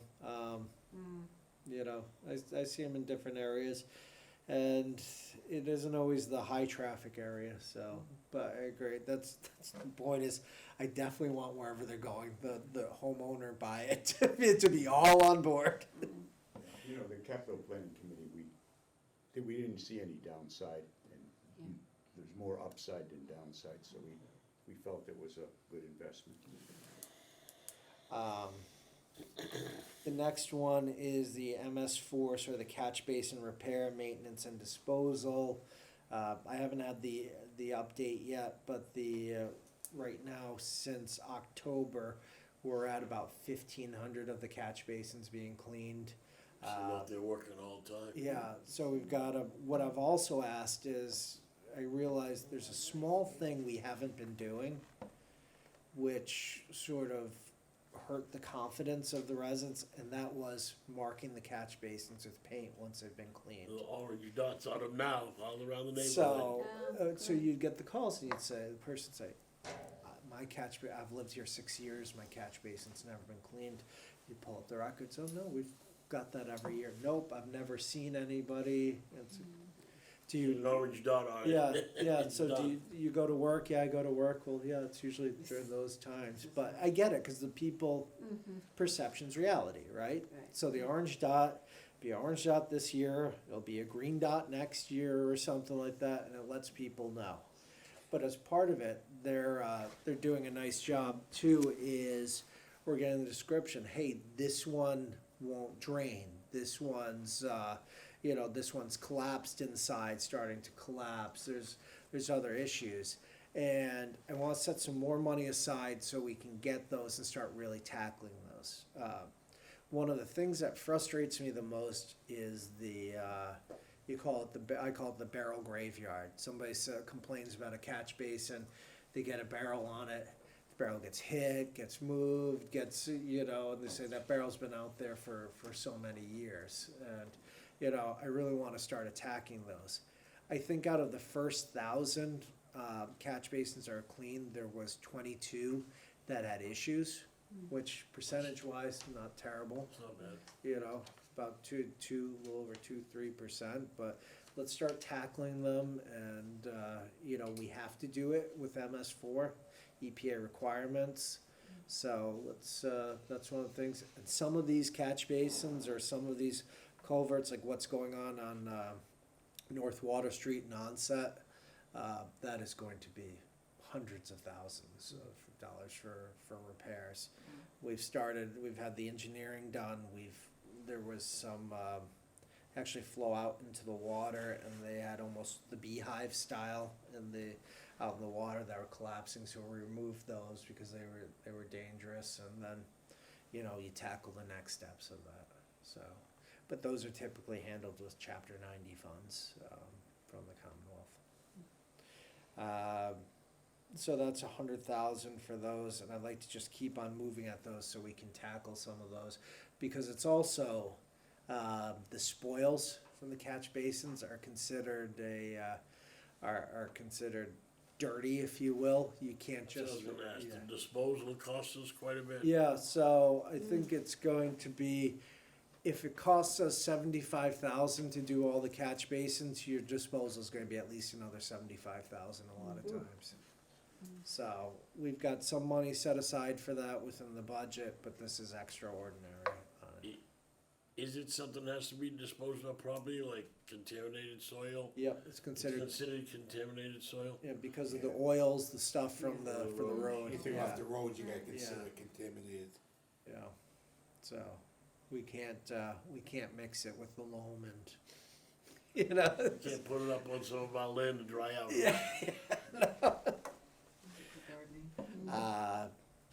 Speaking to the electric vehicles beforehand, we've been leasing those.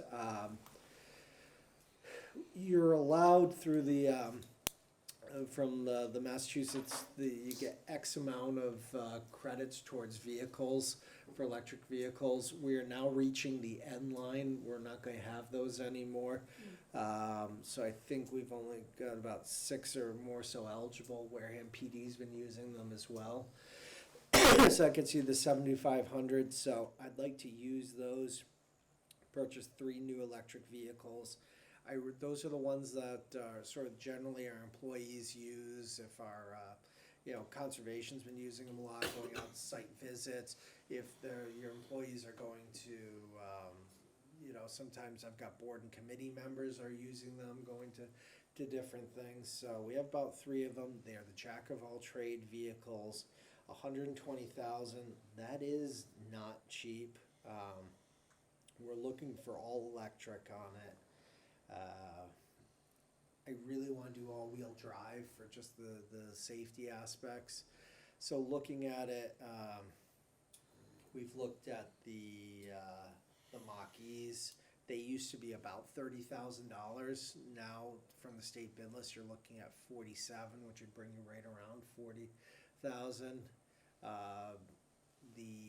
If you wanted to do a pickup, the Lightning on the state bid list is just about 47,000. Those are good because you have the quad cab on them, and we do have employees running out picking up things or doing different things for events. I've been trying to bid the different ones out. The Blazer electric vehicles, they're running right in the mid-40s as well. So you want to have something that's nice, that's going to last you for the 10 years. We don't put a lot of miles on them, so I do think that you could get about 10 years out of them with the battery life. So the alternative is again leasing them. We're kind of in a catch-22 because again those new bolts come out next year, but I've been researching. I'm not sure they're going to be all-wheel drive. When they did the Bolt EUV, that was the electric utility vehicle. Those are still front-wheel drive as well. So, just we want to do something. We want to buy it right. And then ambulance, we again are still waiting for the last ambulance we purchased. I think the chassis finally came in, so now they're upfitting it.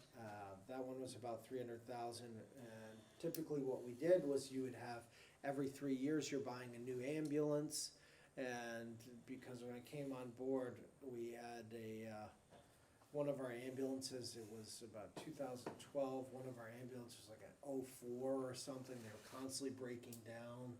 So we run 2 ambulances a shift. We have a third one that you use as a reserve, or if there's a detail or something like that, one of the other ones breaks down.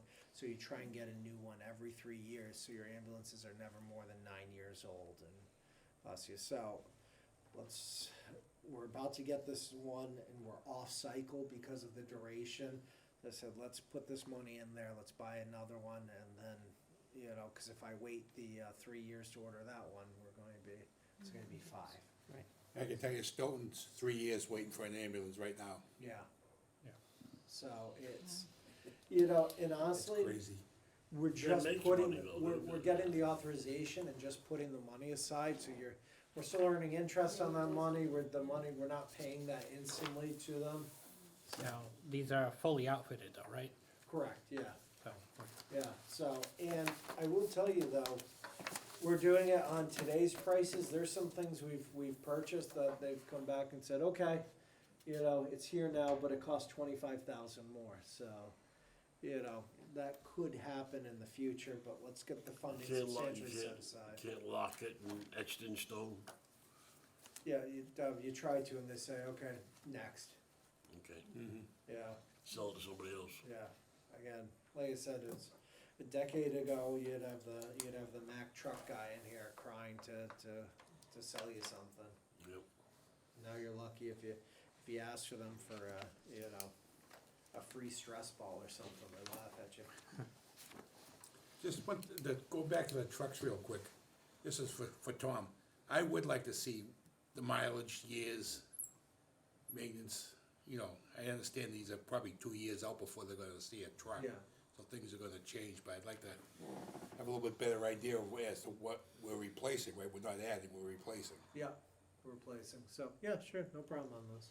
I mean, if you want, I'll take a ride up there and talk to them, you know, and makes it easier on you. No bothers me. I don't think Dave's gonna buy you lunch though. Yeah, you do it. We're just going on pretend, get it free, that's all. just give them a call first. Nothing's free in life. So are the 2 cruisers for the police officers, those are also part of the records management, or is that separate? No, that's separate, and we're not funding those for those, so. All right, what else you got? Okay, what's the next item on the agenda? We've got the, sorry.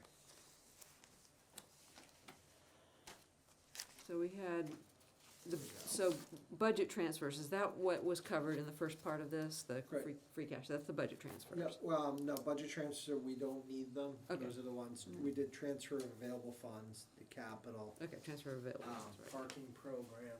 So, yeah, on the parking program, what do we got? Pull that out.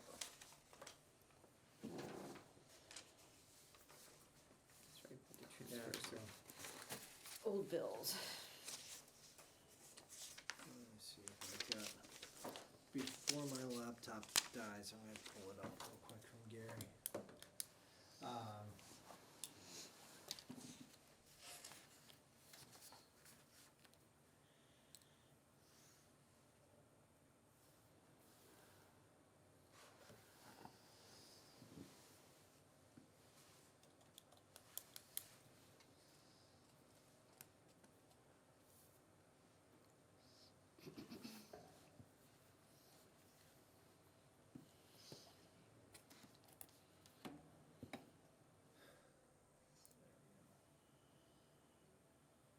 Sorry for the dead air.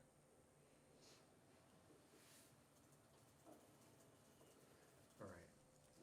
So, the parking program, these are transfers from the receipts reserved for appropriation parking account. Those are the monies generated from the parking kiosks over in Onset, from Shell Point, the Pier, Onset Ave, and Union Ave, and Shell Point parking lot. Hinesfield does not have them, there's no plans to put them in Hinesfield. I know that's always sort of a concern. So as part of this, you have to pay, there's costs for the kiosks. We also have to have parking enforcement officials, because as we said before, we can't have the regular police just sitting there doing the parking all day. So the total cost of this, usually seasonal, is about $68,600. There's the parking app, there's no charge to the town for that. Service fee for the kiosk runs about $7,500 a season. Supplies, we budget about $3,000. We used to be part of a kiosk replacement program for the parts. We got the new kiosks, they've been doing much better. Then you'd have a main parking enforcement officer, part-time officers as well. 16 weeks, and then another part-time, so 3 altogether on there. And then uniform officers and equipment's about $2,500, and then they utilize a there's an old Explorer that they utilize, you see the white one around for, that's 3,800. So seasonally about the officers altogether, it usually costs about, they're almost at 50,000 on there.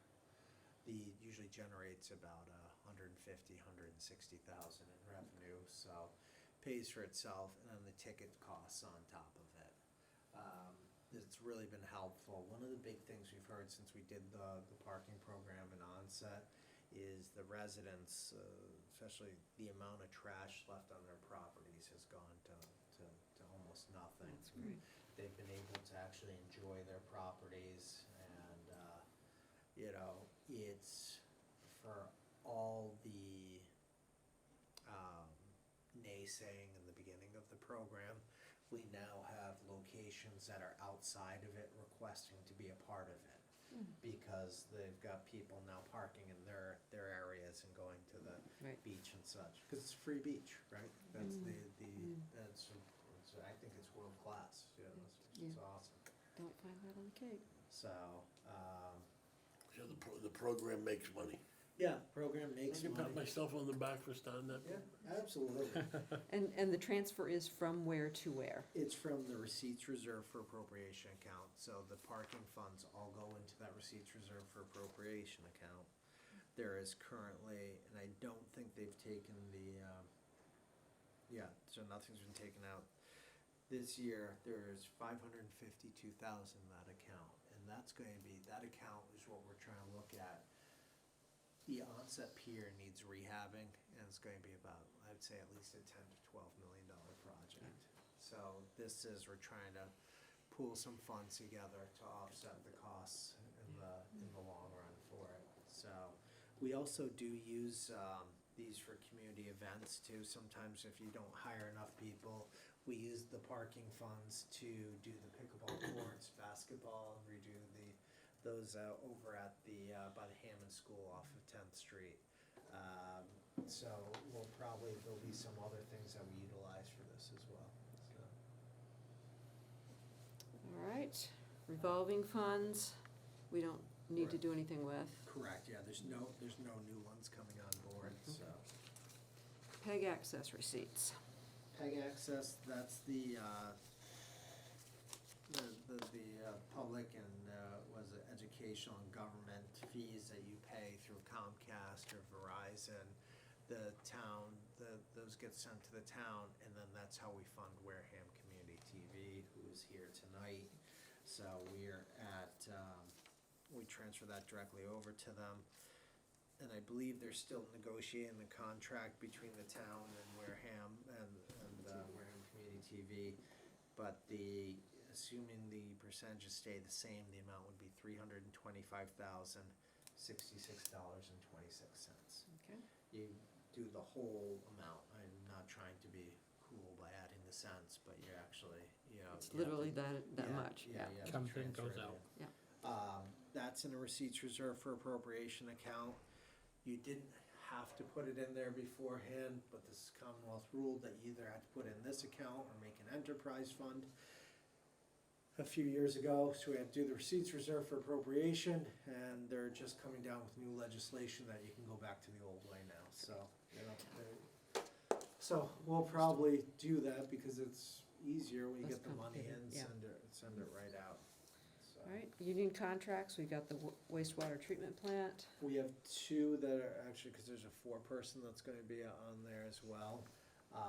They have not voted to ratify that yet. We have the wastewater, we've come to a consensus, but their body needs to vote upon it, and then the select board. So the night of the meeting. Or maybe before. Yeah, I'm hoping we can get something from them So- next week. You'll pass that on to us Correct, when yeah. you have it, okay. Harbor service permit receipts. That's sort of the pro forma one from Gary every year. So this is for the vessel dockage that they do, that's 5,000, and then training.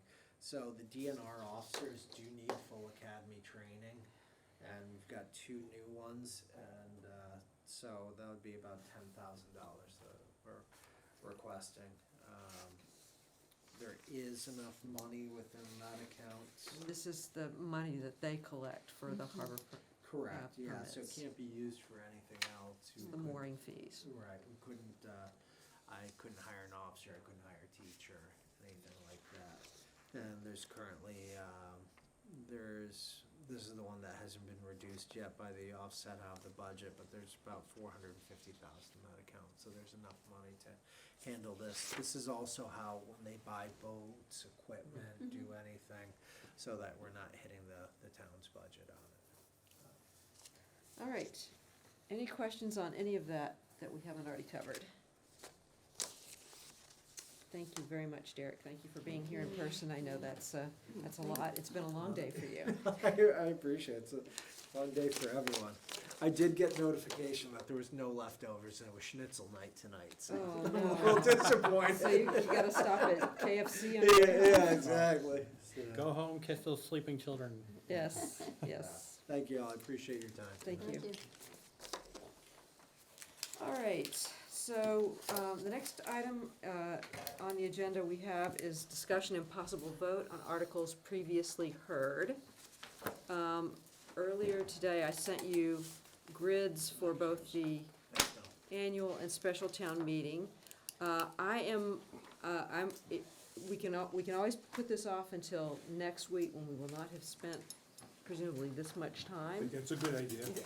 I really would prefer that. I'm a little bit fried myself at this Motion. point. So why don't we'll defer that to next week. And then the last thing is just update on town meeting warrants, and the schedule hasn't really changed except that the special will not close until the 4th. But we have almost all of that warrant, I sent out to you earlier today. We might have another couple of articles coming in at the last minute from citizens, but this looks like it's pretty much it. So with that, next meeting is next week, Wednesday, same time, same bat station. And should cover up pretty much everything else that we're gonna need to discuss. And then we'll need to have another meeting on the 10th. If there are any citizen petitions, that's the point at which we would need to hear them, and we'll have to finalize our votes at that point. Motion to adjourn. Second, what's next Wednesday's date? 3rd, April 3rd. All We're those gonna have in on fa- the 10th also? Yes, Didn't you? and then also the 22nd. All those, yes, Oh, no, never mind. yes? Nope. All those in favor of adjourning, say aye. Aye. Opposed? No? Or abstaining? No one's abstaining? All right, we are adjourned until next week. Thank you very much.